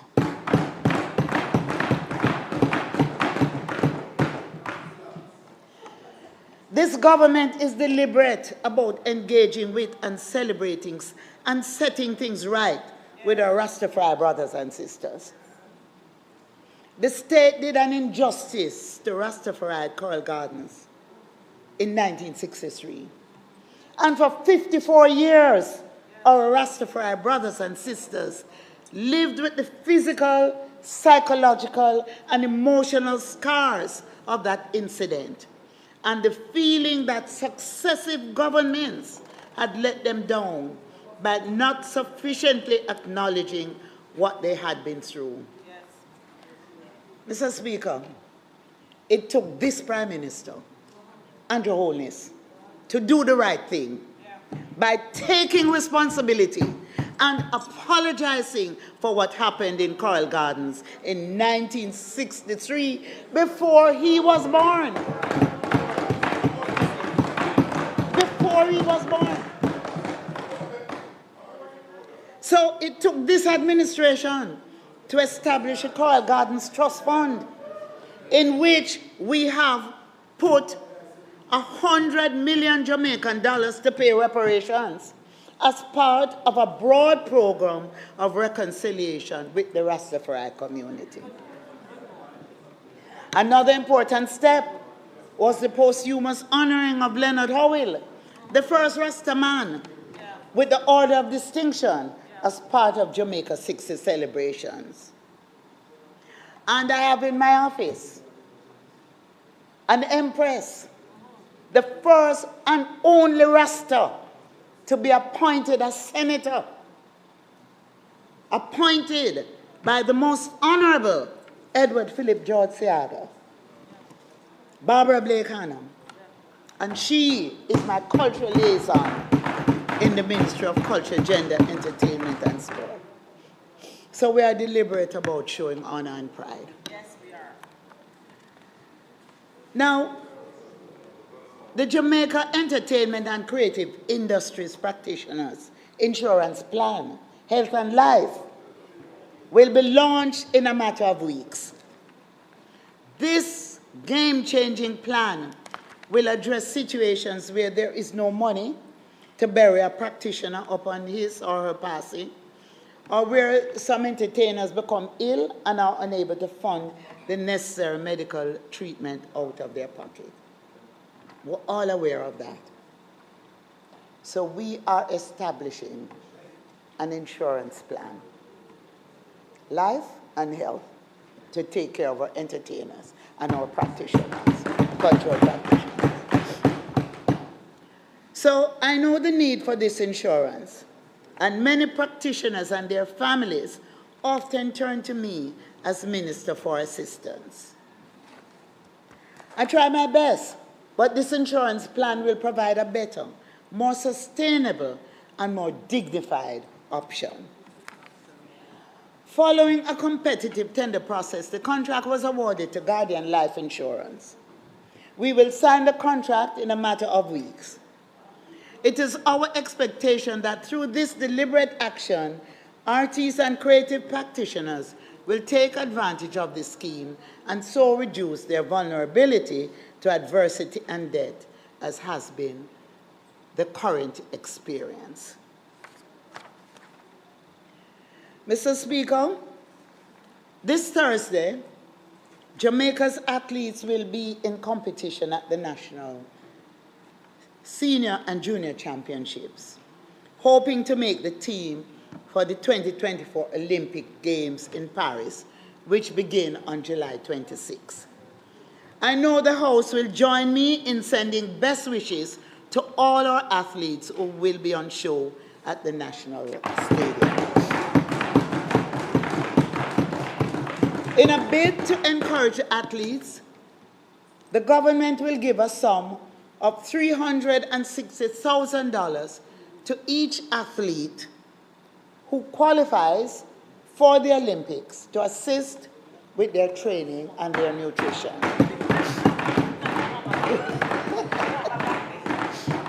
We have also set aside 50 million Jamaican dollars in incentives for members of our national team and the contingent after they have competed at the Olympics and come back home. 50 million Jamaican dollars. So we will use the opportunity of Paris 24 to engage in cultural diplomacy. We will be partnering with the city of Nanterre to stage Jamaica Day on Friday, August 9, which will culminate with a mega reggae event, a reggae concert, featuring Julian Marley, Skip Marley, and Luciano. And then on August 11, we will partner with the CRC Church in Paris to stage Jamaica Praise featuring Kevin Downswell. So we're hitting Paris by storm. But not only that, we will also take the opportunity to finalize the twinning of the city of Nanterre, France, and Spanish Town. The mayor of Nanterre and the mayor of Spanish Town, who will be going to Paris, will sign a partnership agreement which will see the start of a mutually beneficial partnership between the people of Nanterre and Spanish Town. So, Mayor Scott will be in Paris. Courtesy of. All right, I'm happy to announce that the Jamaica-China Cooperation Program is back on. The 3-year agreement under which 400 Jamaican sports representatives were to receive training in China was interrupted after the first 2 successful years by COVID. In this, the final year of the program, we are sending badminton, women's basketball, women's football, women's volleyball, gymnastics, and swimming teams for 60 days of rigorous training across China. We thank the government of the People's Republic of China for its friendship and support in this regard, and look forward to the improvements in the skill and technique of our athletes. In a deliberate move to develop youth athletes, the government is implementing a nutrition program targeting track and field athletes who participate in the boys and girls champs. We recognize that not all schools have the same resources. The top performing schools have established nutrition programs, while many others struggle to provide the necessary support to athletes. This program will be geared especially towards athletes that need the support most. So by giving them nutrition support, we are investing in their health, their education, and potential to excel.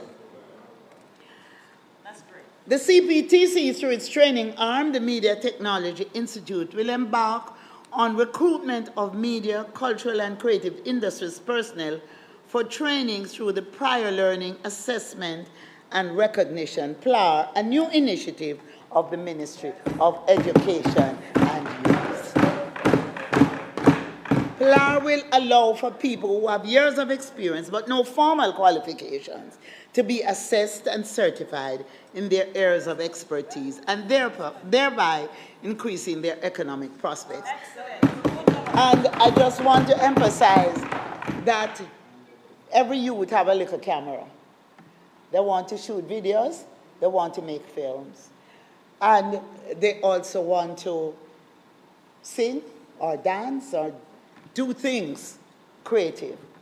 And so I really want to thank the Ministry of Education for this support, for them to get certification in these areas. So my ministry also facilitated training in the art of Indonesian batik making as part of our Economic Opportunities Program that has been providing training, certification, grants, equipment, and supplies to several communities and groups. The free batik workshops were led by the world-renowned Indonesian fashion designer Indah Dari. The batik training program was undertaken in partnership with the government of Indonesia through its embassy. A total of 85 Jamaicans were trained in Indonesian batik making, with 20 completing the more advanced Train the Trainer. And it means that we will be able to continue to train other persons. When you come in, you would see the mannequin with the beautiful style batik, right? And we have fabric that has been done by our own Jamaican designers coming out of the training program. So we are targeting to train an additional 40 Jamaicans by the end of this year. And I should mention that this program that we have, we were able to train about approximately 40 persons in Nigerian batik. And also, and these persons were drawn from the Ethiopian Orthodox Church. So, Mr. Speaker, this year the JCDC celebrates 60 years of unearthing, training, developing, and showcasing creative talent of the Jamaican people. 60 years of preserving Jamaica's culture. Most of us, at some stage in our lives, have been impacted by the JCDC, whose network stretches across the length and breadth of Jamaica. The 775 communities across Jamaica are impacted by the JCDC, which was established by the Most Honorable Edward Seaga. The Festival of the Arts includes drama, speech, dance, traditional, folk, and music, and involves approximately 15,000 participants from parish to national finals, the best of the gold medal winners. Approximately 250 performers are selected for the annual merry-go-round, which is one of the most popular festival events. And this takes place at the Independence Village in the National Stadium complex between August 1 and August 6. So we launched Jamaica 62 celebrations last Thursday at the Ronnie Williams Entertainment Center and offered a taste of the highly anticipated drone show that will be a highlight of the Grand Gala on Independence Day. The Jamaica Festival Song Competition continues to attract talent, and the televised presentation show of this year's finalists will take place this Thursday, live from the TVJ studios, and the results show will follow on July 13 at the Ronnie Williams Entertainment Center, and that will also be carried live. We have introduced the Jamaica Gospel Star series, which will be live on CVM television for 4 Sundays at 8 p.m. And this will culminate on Sunday, August 4th, with the naming of the 2024 Jamaica Gospel Star. It should be noted that the public will be able to vote for their favorite festival song and gospel star on the Digicel platform, with votes being accepted from both Digicel and Flow networks. And voting can also be done via the Reggae Jamaica mobile app, which will allow those in the diaspora to vote. The Jamaica Festival Queen Coronation will be on Saturday, August 3, and this is another very popular event. But the Grand Gala inside the National Stadium on Tuesday, August 6, begins at 5:30 p.m. and gates will open from 3 o'clock. Patrons can expect the usual fireworks display, mass dances, and the now popular drone show, which will this year feature. Last year we had 300 drones. This year we will have 700 drones. And a special highlight of the gala this year will be a display by the ladies of the Jamaica Constabulary Force as they mark their 75th anniversary of enlistment in the force. We will also recognize the 170th anniversary of the arrival of the Chinese in Jamaica. So, Mr. Speaker, I close. Jamaica is a creative country. You can feel the creativity of our people in every part of this country, not just in museums or galleries or theaters or dance halls. You see, feel, and hear the creativity of the Jamaican people just walking the street and interacting with them. For me, creativity is in the Jamaican DNA. The United Nations Conference on Trade and Development put it well in its 2013 Global Economy Report. They say, creativity is synonymous with Jamaica. Jamaica also has an outstanding reputation in global sports where our representatives continue to punch way above their weight class, particularly in track and field, where we have produced some of the fastest men and women in the world. Of course, we call sports physical culture. However, Jamaica's outsized impact on global culture, entertainment, and sport, achieved with relatively little resources, didn't just happen overnight or by accident. The development of a country does not happen by chance. It happens through service, through hard work, and by being deliberate about development. That is our task, to build a Jamaica that will last and for which future generations will be proud. So let us go forward with confidence, knowing that there is no challenge that we Jamaicans cannot overcome when we work together, when we are deliberate about development, as this administration has demonstrated. Thank you, Mr. Speaker.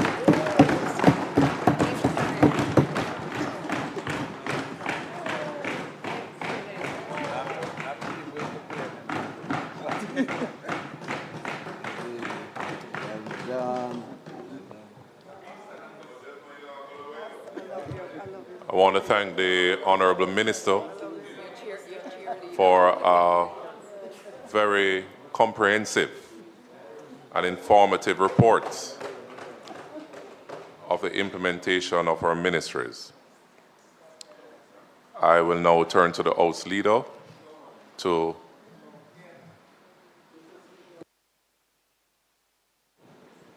Yeah, Mr. Speaker, I just want to reiterate your statement of absolute commendation for perhaps one of the most outstanding presentations by any minister responsible for culture and sports, perhaps in the history of this parliament. It was so comprehensive and in fact loaded with hard facts and also commitment, not promises, commitment.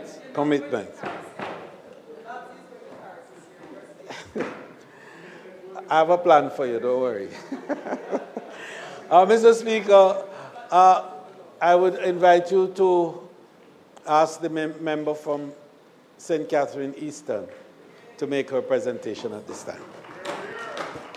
I'll now welcome the member of St. Catherine Eastern, Member Denise Daly, MP, Opposition Spokesperson on Gender Affairs, Persons with Disabilities and Inclusion.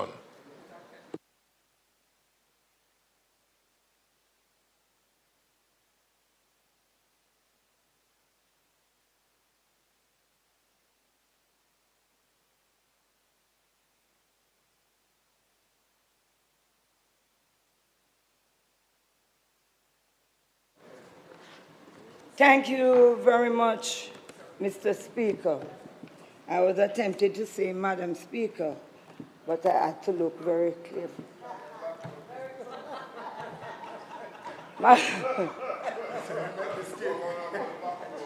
Mr. Speaker, I reflected this morning and I decided to start with Proverbs 31, verse 25. She is clothed with strength and dignity, and she laughed without fear of the future. End of quote. Mr. Speaker, it is both an honor and a privilege to be here in this honorable house as a member of Parliament representing a mighty, powerful constituency of St. Catherine Eastern.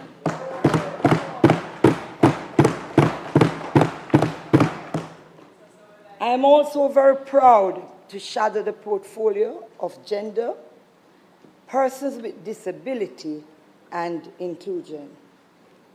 Mr. Speaker, I consider myself a servant of the people, and as such, I am grateful for this opportunity to serve our nation and its citizens. I stand before you today with a deep sense of gratitude for the trust placed in me by the people of Eastern St. Catherine and the People's National Party. Our work focuses on collective efforts rather than individual achievements, aiming to create a better future for everyone. I continue to approach this task with dedication, inclusivity, and transparency. Mr. Speaker, I am forever grateful to the Almighty God for His blessings on me. And to my family, I cannot find words to fully express my gratitude. To my support staff at my constituency, Ms. Hudson, my secretary, Mr. Hall, my driver, my security personnel, Mr. Tennant, Mr. Walker, and all the others who make up my team, a very big thank you. To my constituency in St. Catherine Eastern, without your vote of confidence, I could not be in this honorable house to make this presentation on your behalf.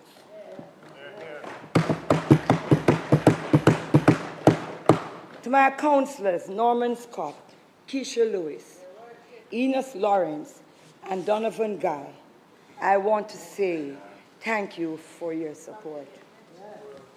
To the staff, yes, he's one of my councillors, and I'm proud of him.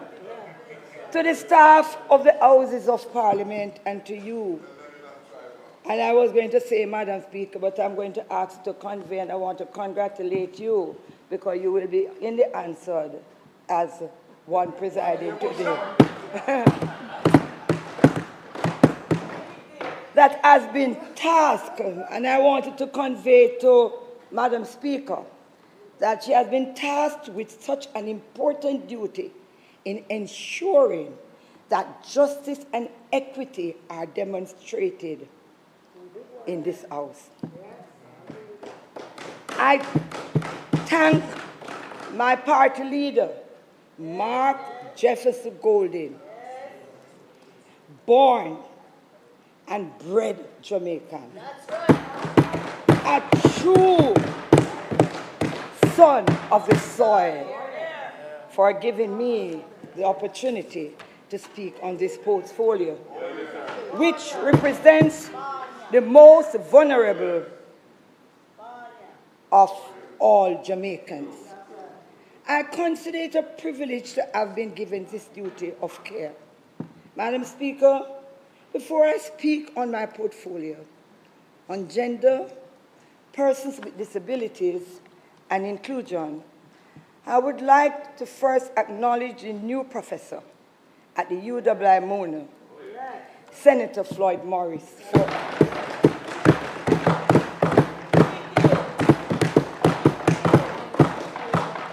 for his outstanding achievements as a person with a disability. Senator Floyd Morris is an example of what each and every one of us can achieve when we put our hearts and minds to work.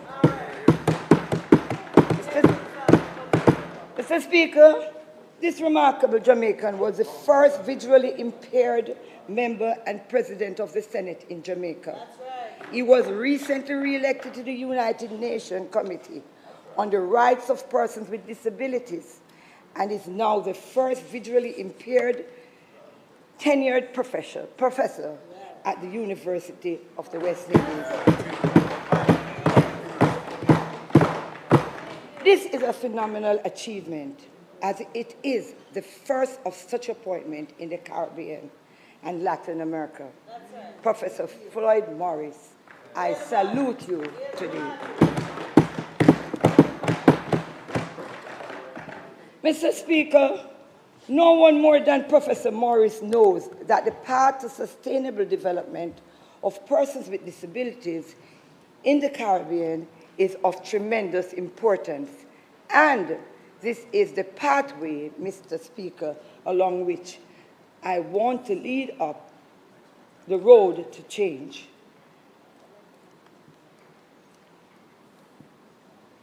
Mr. Speaker, these individuals are the most marginalized in society and therefore among the most vulnerable of all Jamaican persons. An estimated 450,000 people with disabilities and still counting live, work, and do business in Jamaica.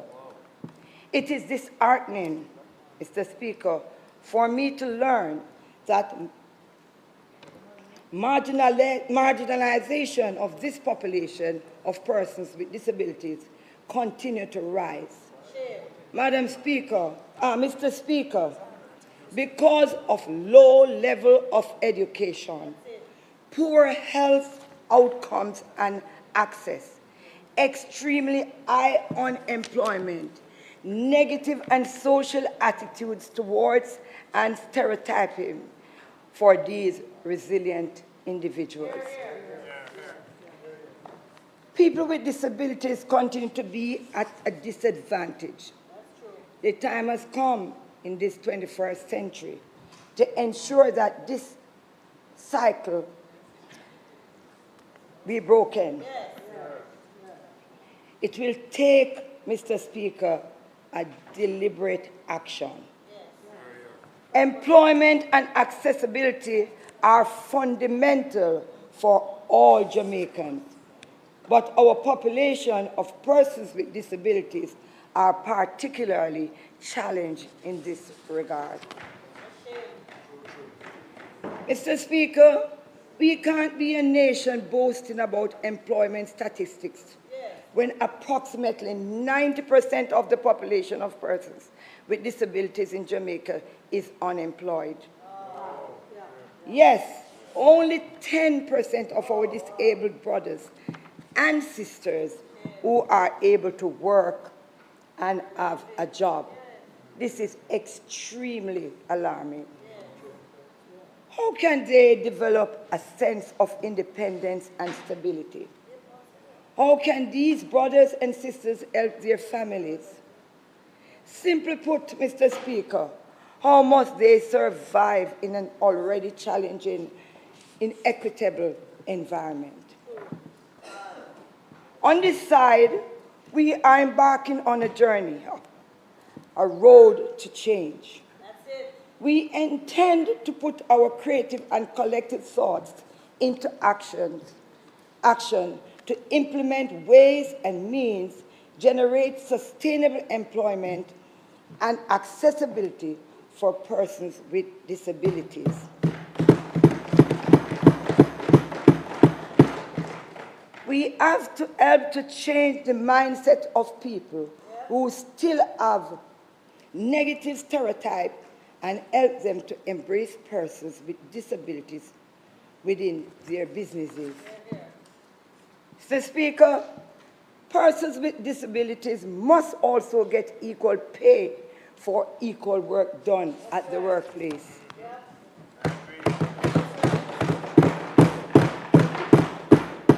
Looking ahead, Mr. Speaker, but not too far ahead, looking into the next People's National Party administration, there will be a non-consented effort to provide opportunities across agriculture, education, manufacturing, and tourism. The cultural and creative innovation and digital industries also provide excellent opportunities for individuals from whom mobility, sight, hearing, and even cognitive processing are a challenge. We must also consider how artificial intelligence will be impact marginalized people, including persons with disabilities. While AI holds promise for improving accessibility and creating new opportunities, we must ensure that it does not fuel existing inequalities. I have spoken with the spokesperson on technology, Proactive, who is the person who is responsible for that, policies to safeguard, to guarantee that AI technologies are designed and deployed in ways that promote inclusivity and protect the rights and dignity of all individuals. Mr. Speaker, I now turn to financial empowerment for persons with disability. Mr. Speaker, beyond economic empowerment for people with disabilities, through self-reliance and employment, there is another complex area of concern. It is critical for people with disabilities to be able to manage their finances independently, especially in this time when we all have largely been physically removed from the banking system. We cannot speak about financial empowerment through employment without looking at banking and how financial institutions serve persons with disabilities. Mr. Speaker, take for instance, so many of us take for granted access to an ATM.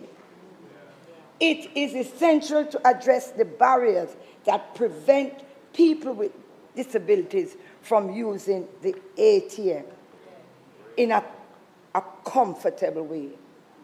Even with the significant progress in accessibility, there are still, Mr. Speaker, many challenges that persons with disabilities face when using ATMs.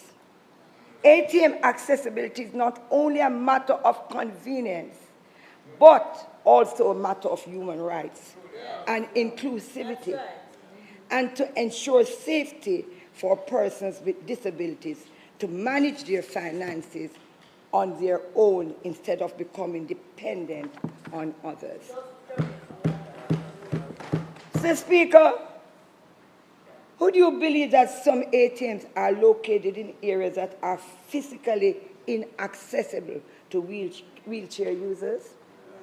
The time has come for deliberate actions to be taken to coordinate and manage programs to ensure the implementation of special features for the persons with disabilities.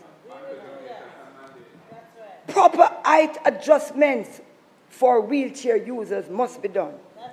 Large print and high contrast keypads and machines outfitted to repeat audio, instruction, or messages.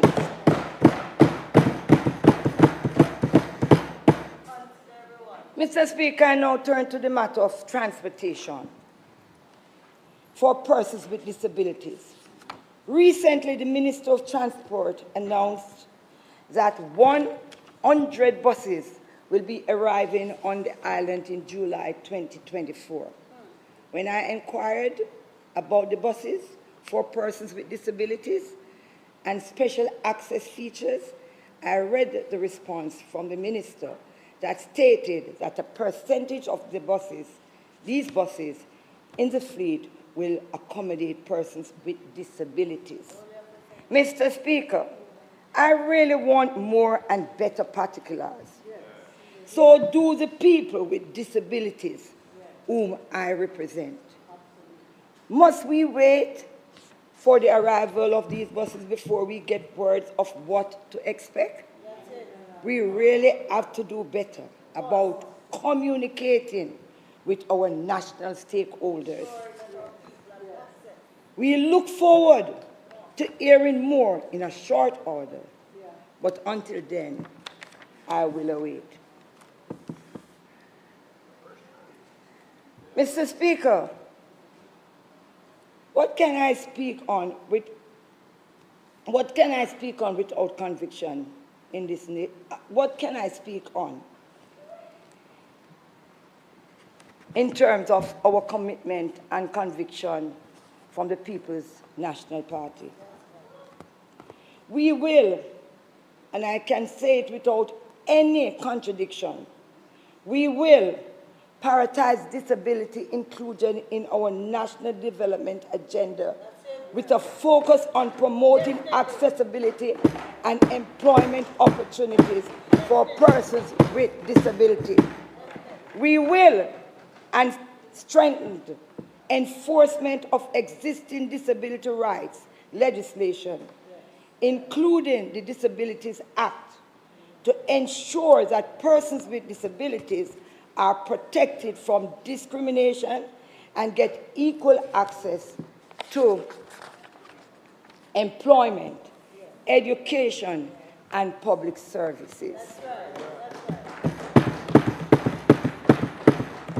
So, Speaker, what is really required is coordination, management, and the will to create the programs that will mainstream the necessary integration and demonstrate that the needs of persons with disability is a national priority.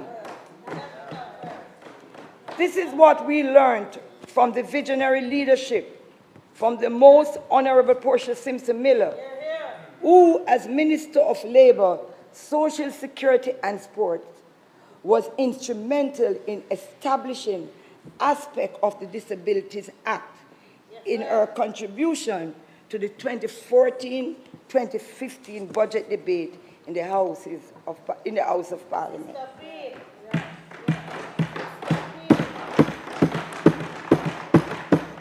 In the Disabilities Act, Mr. Speaker, we established various provisions that would ensure protection of the rights of persons with disabilities against violation. And, Mr. Speaker, it was our administration that entrenched the Disability Rights Tribunal in law that makes provision for persons with disabilities who are discriminated against. They can go to that entity for redress, and this is at no cost to those that were affected. We are grateful for the pioneering work to protect the rights of persons with disabilities, making it a national priority. We must embrace and never forget the way paved for the protection of persons with disabilities through the passage of legislation that continues to ensure that it is illegal to discriminate against persons with disabilities in any sphere of life. A bold and most commendable action by our former Prime Minister, who also brought attention to the portfolio of gender, to which I now turn. Gender refers to the characteristics of women, men, girls, and boys that are socially constructed. This is particularly so when our young men and women are so vulnerable. That's right. Women and girls, Mr. Speaker, it is so hard to tell these days, Mr. Speaker, but our men and girls seems to be more at risk than our men and boys. Gone were the days when our women and girls were more protected against violence. The killing of women and girls is now a major concern. Mr. Speaker, while we have achieved so much, we need to find a way to change the mindset of our citizens so that they will understand the important roles that our women plays in society.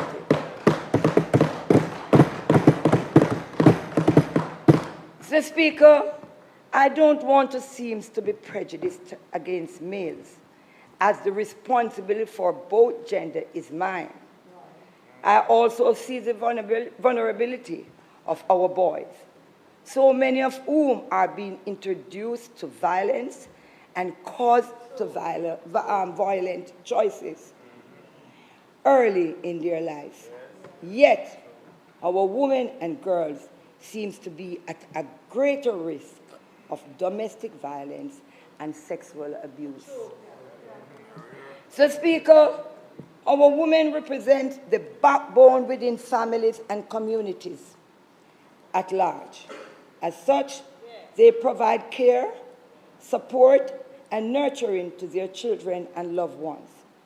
This makes them very essential to the development of our children, communities, and the society. Mr. Speaker, women are now taking on lots of leadership roles in businesses, which is a significant development for us. Mr. Speaker, we want to find a way to protect and safeguard our women and girls against any kind of violence. We must work relentlessly to ensure that every woman and girl are protected from any physical, emotional, and sexual abuse. Mr. Speaker, our women should be able to feed, empower, educate, and keep our children safe. Mr. Speaker, many of our women and girls are still disappearing.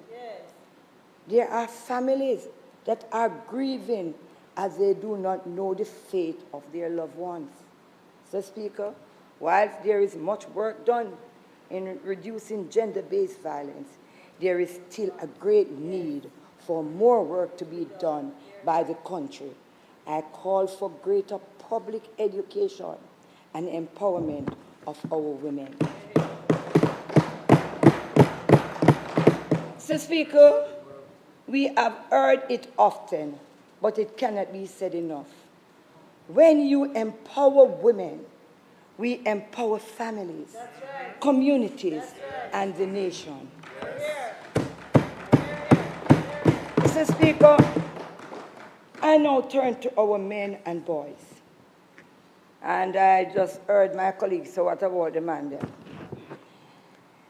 Mr. Speaker, our men and boys are also at risk.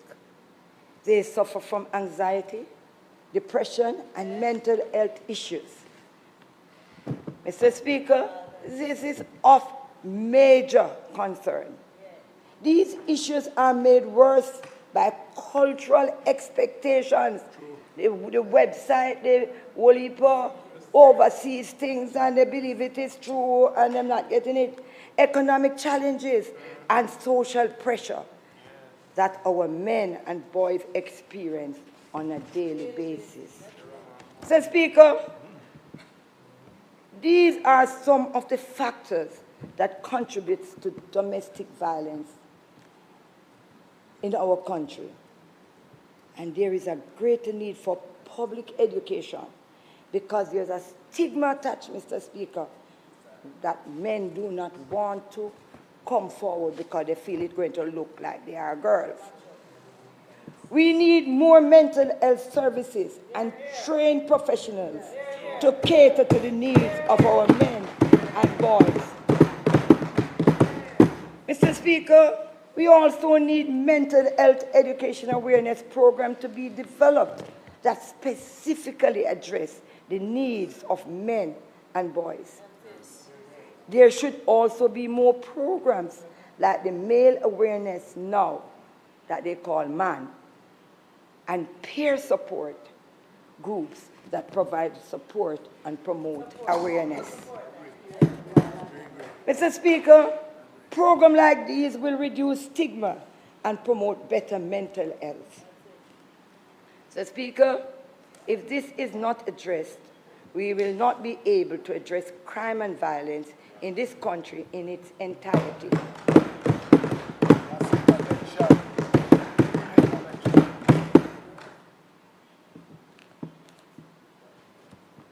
Mr. Speaker, there is much to be done, and I believe the country is taking a backward step. Social decay is on the rise. Social decay refers to the deterioration of social norms, values, structures, and institutions that are fundamental for the functioning and the stability of a community or society. Mr. Speaker, I want to shift now from my portfolio and look at a matter that sounds simple to some, but is central to any national development. And I want to speak now, Mr. Speaker. We need to bring back values and attitude back to the forefront of our thinking and doing. Parents and guardians have to take their job more seriously because we are losing our nation's children to society. The onus is on each and every one of us to make sure that we instill good family values and wholesome principles in children and young people.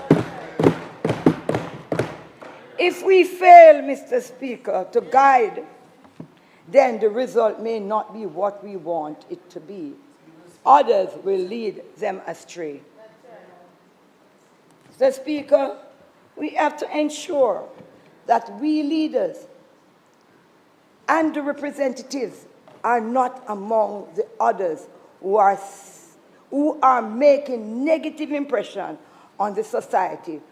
We are charged with developing this in particularly true. This is particularly true of social media, and I heard the Prime Minister was talking about social media, but I hope he is talking about it on both sides, because I too suffer from the same kinds of faith that they speak about over there. But because I know, Mr. Speaker, that when I was being elected, they did not ask me about education. They asked me if I could represent them, and that is what I've been doing for 38 years.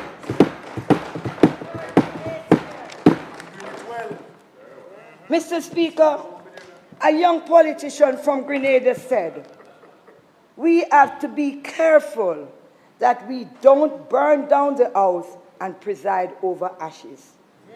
Yes. Mr. Speaker? Repeat it again for them. Repeat it again for them. Mr. Speaker, I was told to repeat. Yes. A young politician from Grenada said, and I took it very seriously, Listen to this one, we have to be careful that we don't burn down the house and preside over ashes. Mr. Speaker, time come now. We have to do more than balancing the book while the people go astray. It is our responsibility to recognize that an entire generation has been raised in the globalized world. Member time has expired. House Leader. Yeah? Let her finish. Let her finish it.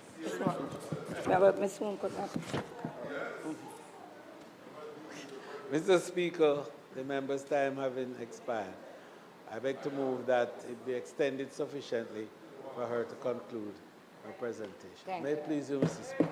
Thank you Motion so much, on the table. Leader. The motion on the table that the member's time be extended sufficiently for her to finish her presentation.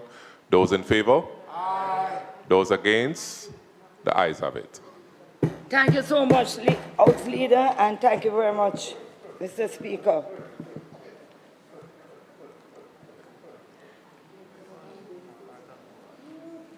It is our responsibility to recognize that an entire generation has been raised in the globalized world. That civics education now is going to play a critical role.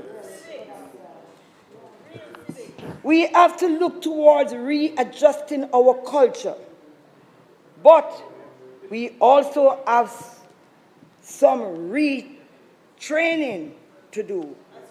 We need to increase and deepen the teaching of civics in schools as a subject area, and I'm very passionate about that. This can save this very generation that we are losing. The Minister of Education made mention of it in her 2023-24 budget presentation that civics is back in schools. Mr. Speaker, I was very elated at this news. I went outside of the Parliament where there was a display of textbooks and learning tools and asked for a book on civics. And to my surprise, there was none. Only, and they said it's only the curriculum was available. So, Speaker, I recall the text, Civics for Young Jamaicans, by the late L.C. Ruddock, who served the Ministry of Education as an education officer and later as an advisor. This book was revised and proved useful. So, Speaker, I'm going to advise the Minister of Education to make sure that we get civics back into the school, not in the way which we infuse, because it's an infusion into the other subject areas. We want it to stand alone as a subject. I was told that come September you might be having textbook. I beg of you, Minister, to ensure that it is not just introduced, but it is a subject, because, Mr. Speaker, I really want to remind this Parliament and the wider society the importance of teaching civics in schools, especially now that our children place so little value on their history and their rights and their roles as citizens.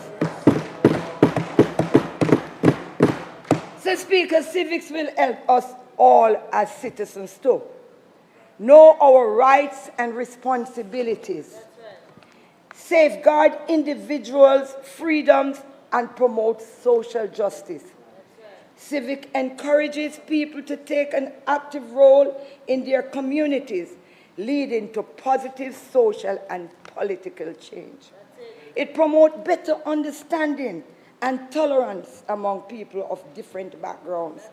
Civic education can help to build a better Jamaica and bring about better, well-informed leaders. Because, Mr. Speaker, I can tell you, I hear they talk about read and write, but there are 3/4 of people who can read and write, but they have no sense. They don't know nothing about their culture, their origin, their background. They know nothing. And when you start a conversation with them, Mr. Speaker, you realize that is why we are having so much problem when we have legislation, because they have no knowledge of it. Civic education helps individuals to develop critical thinking skills. It teaches how a country operates and our roles and function in society. In closing, Mr. Speaker, upon reflection, the portfolio of culture, gender, entertainment, and sports, as presently configured, and the segment that I shadow, have a central and pivotal role to play in our development in properly and an orderly society.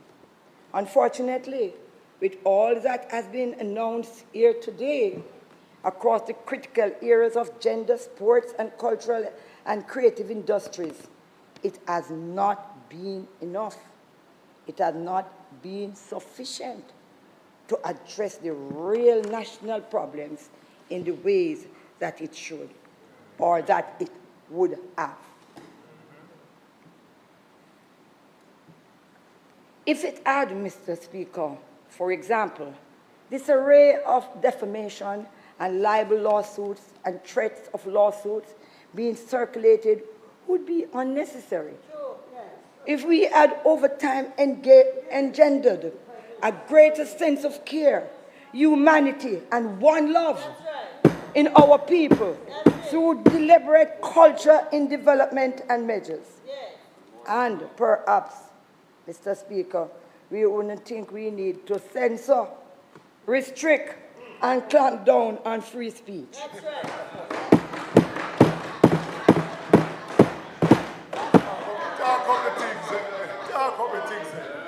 If we had, over time, engendered a greater sense of decency through planned and structural values and attitude approaches to cultural development, and perhaps, Mr. Speaker, our people, our gifts of expression and sporting facility would flourish. If we had made more meaningful, coordinated contribution to their development. And perhaps, Mr. Speaker, the political animosity that translates to national anxiety would be reduced. If we, as national leaders, also spent more time on civility in culture across race, social classes, and gender. And finally, Mr. Speaker, and I believe I will leave you with this thought. Perhaps if we in this House spend more time trying to be wise rather than to be smart, if fewer of us who can make a real difference refuse to sit back amidst and presiding over the inequality, the inequity, and indecency, then we would be further ahead with the people's development that is the missing link across much of what we have heard today. But this is why we are on the road to change, Mr. Speaker, and the time has certainly come. Change will be seen in our commitment to these principles as moral obligation and a requirement for the creation of a just and impartial society. Change will be seen the encouragement of sustained investment and engagement in proper planning for the culture and the creative industries, so as diversity, the earning potential of all Jamaicans, including the youths, women, persons with disabilities, to increase wealth and opportunities. Change will be seen in our pledge to actively endorse and uphold the values of inclusivity and transparency in our daily lives, institutions, and policies. By doing so, Mr. Speaker, we honor the dignity of every person and affirm their rightful place in our shared human community. Change will be seen in the way in which we champion the rights of women, men, and individuals with disabilities, building stronger, more resistant communities, and setting an example for future generations. Let us work together to ensure that inclusion is not merely an ideal we aspire to, but a reality for all. Change will be seen in building gender-inclusive society where no one is left behind because of disabilities, poverty, lack of access to social and economic possibilities. We must invest in education, infrastructure, entrepreneurship, and innovation. Growth and prosperity must be shared equity. As leaders, we create a brighter future for the next generation. I once again feel a spirit of care blowing in the wind, coming closer and closer. That is at the center of change, added to justice and truth, championed by our opposition leader, Mark Jefferson Golden, will complete the cycle to guide the next PNP government. Soon and very soon, he leads us along the road to change, inspired by those who came before, like the late Michael Manley, our former Prime Minister and party president, who said, and I quote, "Any holistic vision of change must be based on the notion of empowerment. There is no other way. I end today by saying the names of those wise, formidable women who sat on both sides of this house, providing stellar representation, wise counsel, care, and empowerment in the formulation of national policy and shaping Jamaican society, so that we must be reminded. Violet Nielsen, humble, a woman who walks with kings and queens but never lose her common touch. May her soul rest in peace. Madam Rose Leon, Harris King, Macy Galmore, Carmen McGregor, Margaret Taylor, Shaini Robinson, Maxine Henry Wilson, and the dozens of others, including our own unmatched Portia Simpson Miller, who goes down in history as honorable. I stand on their shoulders and walk in their footsteps, straight back to representing, walking with, standing for, and celebrating the people of Eastern St. Catherine, who sent me here to speak on their behalf. Should it please you, Mr. Speaker. Well done. Well, beautiful, beautiful.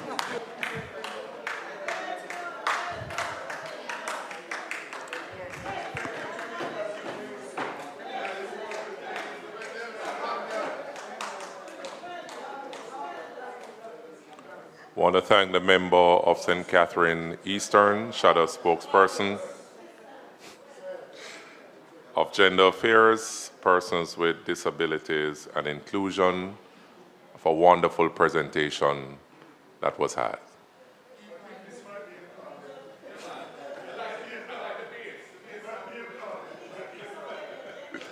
Announcements? House Leader.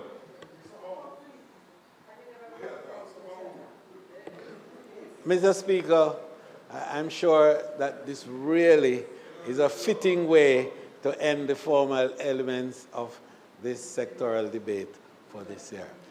Next week, of course, we close, but certainly today was a climax from two of the finest members of this House, the Minister of Gender, Sports, Entertainment, Culture, and Deputy House Leader, Member of Parliament for Central St. Catherine, the Honorable Olivia Babsy Grange, OJ. Very important to remember, OJ. And of course, this veteran MP and long-serving member of great distinction from St. Catherine Eastern. Excellent presentation, both of you, and thank you for making the contribution. But I'll have more to say next week when we close. Mr. Speaker, I beg to move then for the suspension of the sectoral debate until next Tuesday, July 2nd, when we will close. Mr. Speaker, I beg for a recommittal then of all the items that, or rather not quite a recommittal, but I beg to move that you now proceed to cover the items of the agenda that were not dealt with in favor of the sectoral debate conclusions. May it please you, Mr. Speaker.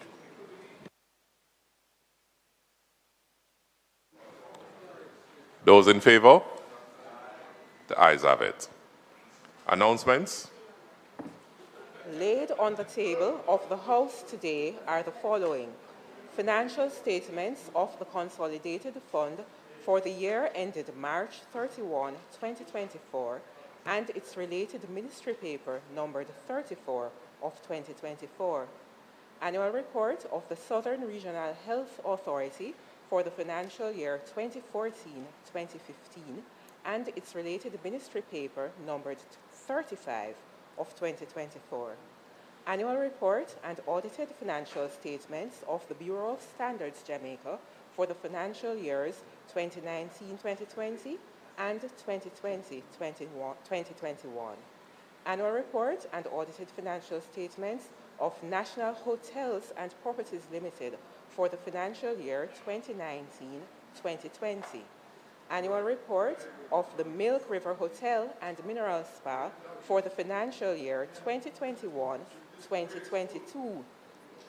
The Major Organized Crime and Anti-Corruption Agency amendment of First Schedule Order 2024 and its resolution under the Major Organized Crime and Anti-Corruption Agency Act, and the Trademarks Regulation of Agents Rules 2024 and its resolution, and the Trademarks Amendment Number 2 Rules 2024 and its resolution under the Trademarks Act.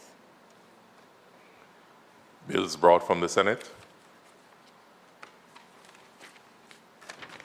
The following is a message from the President of the Senate.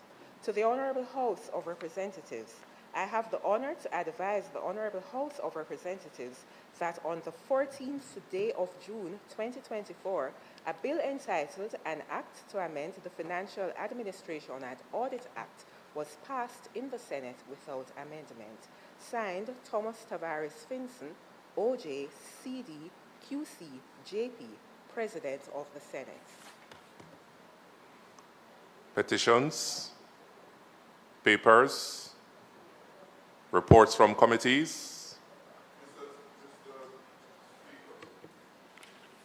On the item of reports from committee, there can be no report on this committee from committees for the reason that many of the committees are not meeting. And I speak specifically of the Economy and Production Committee, to which a motion, a resolution of this House has been referred by a resolution of this House, and the committee is refusing to meet to deal with the matter. It's untenable, Mr. Speaker. House Leader. So I do appreciate that members do have latitude, but it is not becoming for members to use the space provided for actual reporting. Now, if a report was made and there is need for a commentary on the report, then fine. But this is for future, because the member has done it. And well, the member has done it, but I would urge that the member or any other member attempt not to do again. May it please you. Go. I think that the leader of the House is usurping his office. This item here deals with reports of committee and all matters. I belong to a committee. I am reporting on the economy. No, listen and you will hear. That's the point, Mr. Speaker. And he's trying to muzzle me, you know. I am reporting that we cannot report because the committee refused to meet. That is my report as a member of a committee. And I have no other provision in the standing order to raise matters related to the committee than the one that is here. Mr. Speaker, it is well understood that motions can be made by members with regard to any aspect of the House which they find needs either adjustment, amendment, or improvement.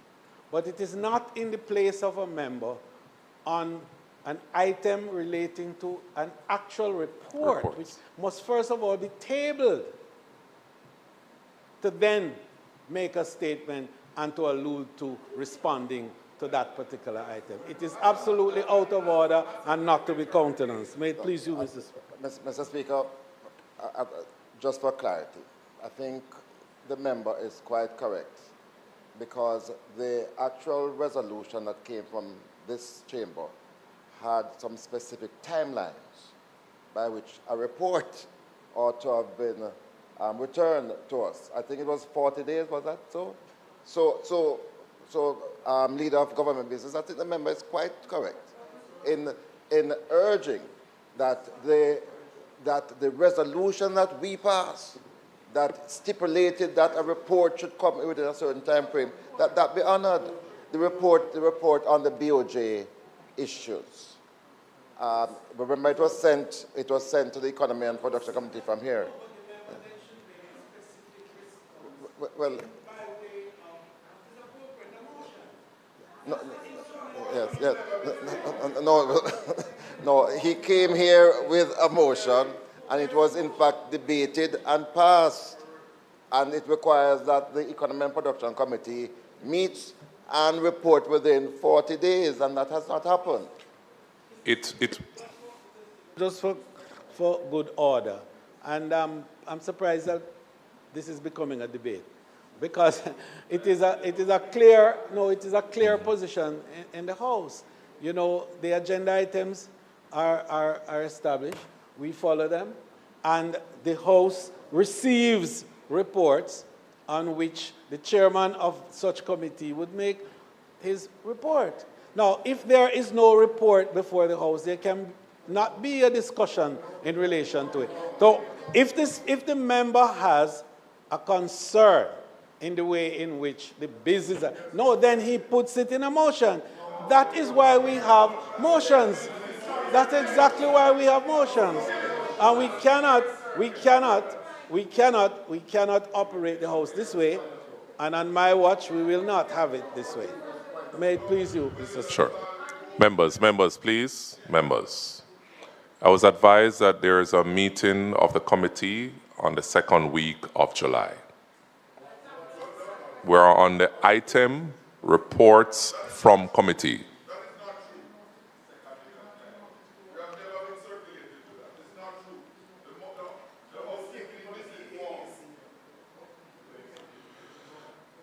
Notices of motions given orally.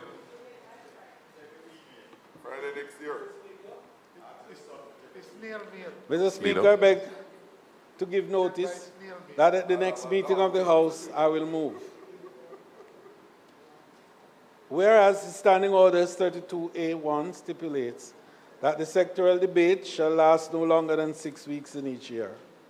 And whereas the 2024 to 25 sectoral debate commenced on April 30, 2024, and the 6-week period expired on June 4, 2024.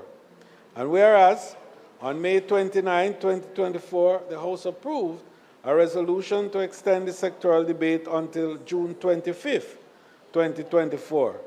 Be it resolved that notwithstanding Standing Orders 32A1, the sectoral debates be further extended until July 2, 2024.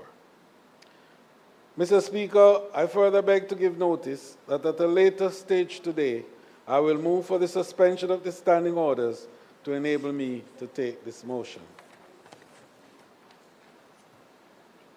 Mr. Speaker, on behalf of the Minister of National Security, I beg to move the following motion. The Major Organization Crime and Anti-Corruption Agency Act. And it is the Major Organization Crime and Anti-Corruption Agency Amendment of First Schedule Order 2024 Resolution. Whereas, by virtue of Section 43B of the Major Organized Crime and Anti-Corruption Agency Act, hereinafter referred to as the Act, the Minister may by order amend the schedules to the Act other than the custodial penalties. And whereas, by virtue of said section, an order made under that section shall be subject to affirmative resolution. And whereas, on the 5th day of June, 2024, the Minister made the Major Organized Crime and Anti-Corruption Agency Amendment Act Order 2024, and whereas it is desirable that the Major Organized Crime and Anti-Corruption Agency Amendment of First Schedule Order 2024 be affirmed. Now, therefore, be it resolved by this Honorable House as follows. 1. This resolution may be cited as the Major Organization the Major Organized Crime and Anti-Corruption Agency, amendment of first schedule, order number 2020, I'll have to read this again. Sure. This resolution may be cited as the Major Organized Crime and Anti-Corruption Agency amendment of first schedule, order 2024 resolution. And 2, the Major Organized Crime and Anti-Corruption Agency amendment of first schedule, order 2024 is hereby affirmed. Madam Speaker, I further beg to give, Mr. Speaker, what's happening this afternoon? Be it further, I beg to give further notice that at a later stage, the Minister will move for the suspension of standing orders to enable him to take the motion. May it please you, Mr. Speaker.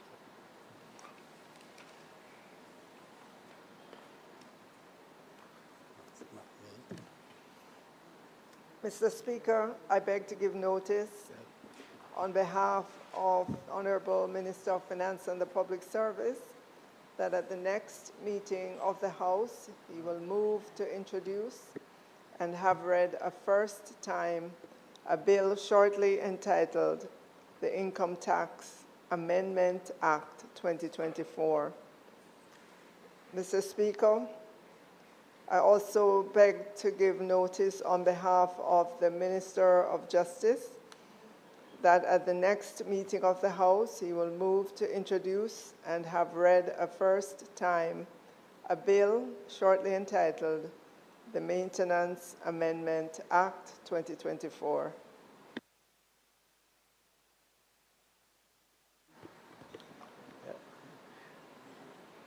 Mr. Speaker, on behalf of the Minister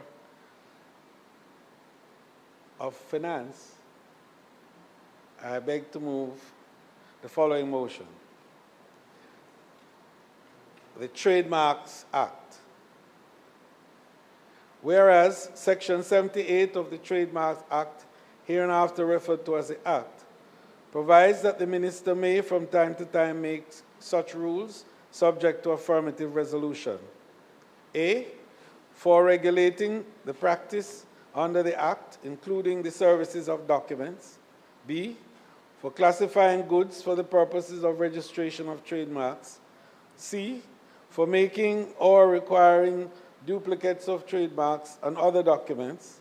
D, for securing and regulating the publishing and selling or distributing in such manner as as he may think fit of copies of trademarks and other documents.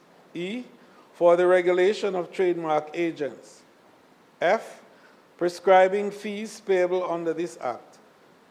G, generally for regulating the business of the office in relation to trademarks and all things by this Act placed under the direction or control of the registrar. And whereas, on the 12th day of June 2024, the Minister made the Trademarks Amendment Number 2 Rules 2024. Now, therefore, be it resolved by this Honourable House as follows. 1. This resolution may be cited as the Trademarks Amendment Number 2 Rules 2024 Resolution. And 2. The Trademark Amendment Number 2 Rules 2024 are affirmed. Mr. Speaker, I further beg that at a later stage today, I will move for the suspension of the standing order to enable me to take this motion on his behalf. I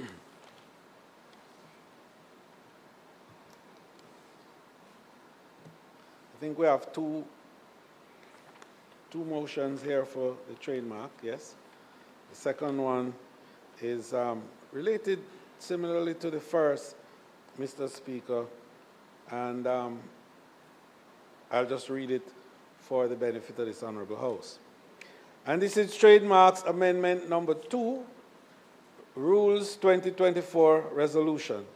Whereas Section 78 of the Trademarks Act, hereinafter referred to as the Act, provides that the minister may from time to time make such rules subject to affirmative resolution. 1, for regulating the practice under the Act, including the service of documents. B, for classifying goods for the purpose of registration of trademarks. C, for making or requiring duplicates of trademarks and other documents. D, for securing and regulating the publishing and selling or distributing in such manner as he may think fit of copies of trademarks and other documents. E, for the regulation of trademark agents. F, for prescribing fees payable under this Act. And G, generally, for regulating the business of the office in relation to trademarks and all things by this Act placed under the direction or control of the registrar. And whereas on the 12th day of June 2024, the minister made the Trademarks Amendment Number 2 Rules 2024. Now therefore, be it resolved by this Honorable House. 1, the resolution may be cited as the Trademark Amendment Number 2 Rules 2024 resolution, and 2, the Trademark Amendment Rule Number 2 Rules 2024 are affirmed. And Mr. Speaker, I further beg also that at a later stage today, I will move for the suspension of the standing orders to enable me to take this motion on his behalf. May it please you, Mr. Speaker.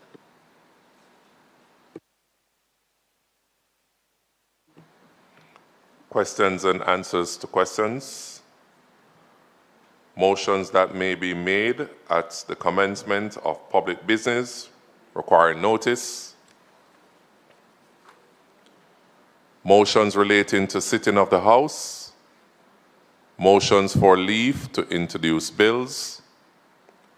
Presentation of bills without leave of the House first obtained. Public business.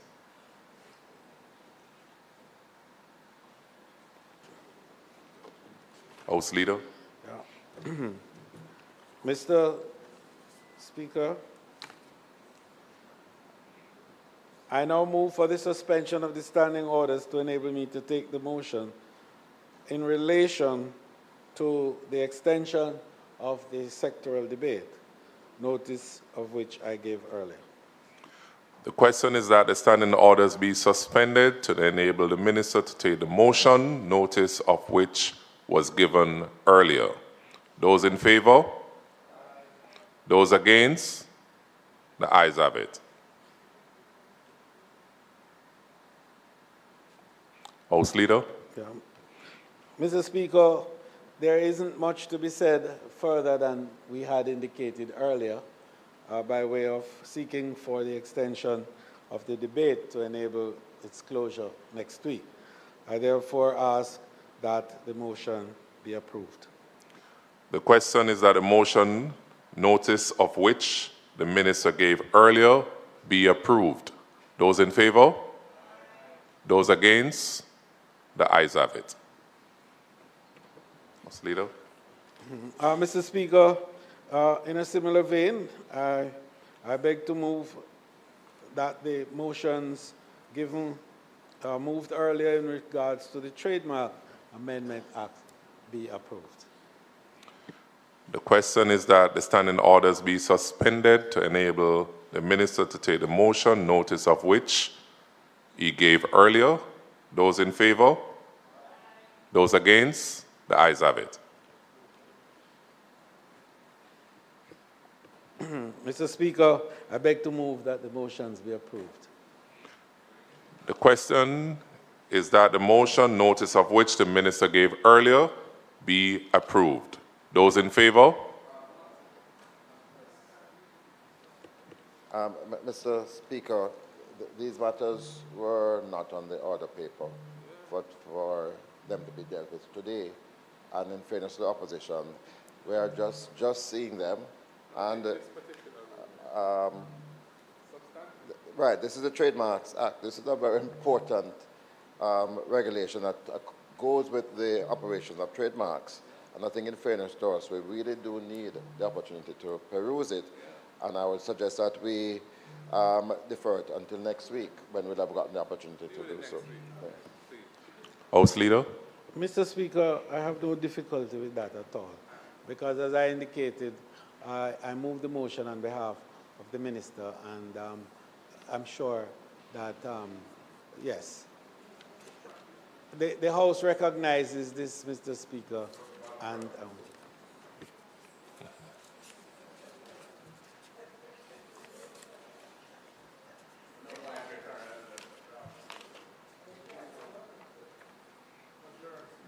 House Leader? Mr. Speaker, it's not intended to do any further business today. I therefore beg to move that this Honorable House be adjourned until Tuesday, July 2nd at 2 p.m. at the George William Gordon House. May it please you, Mr. Speaker. The motion on the table is for this House to be adjourned. All those in favor? Those against? The ayes have it.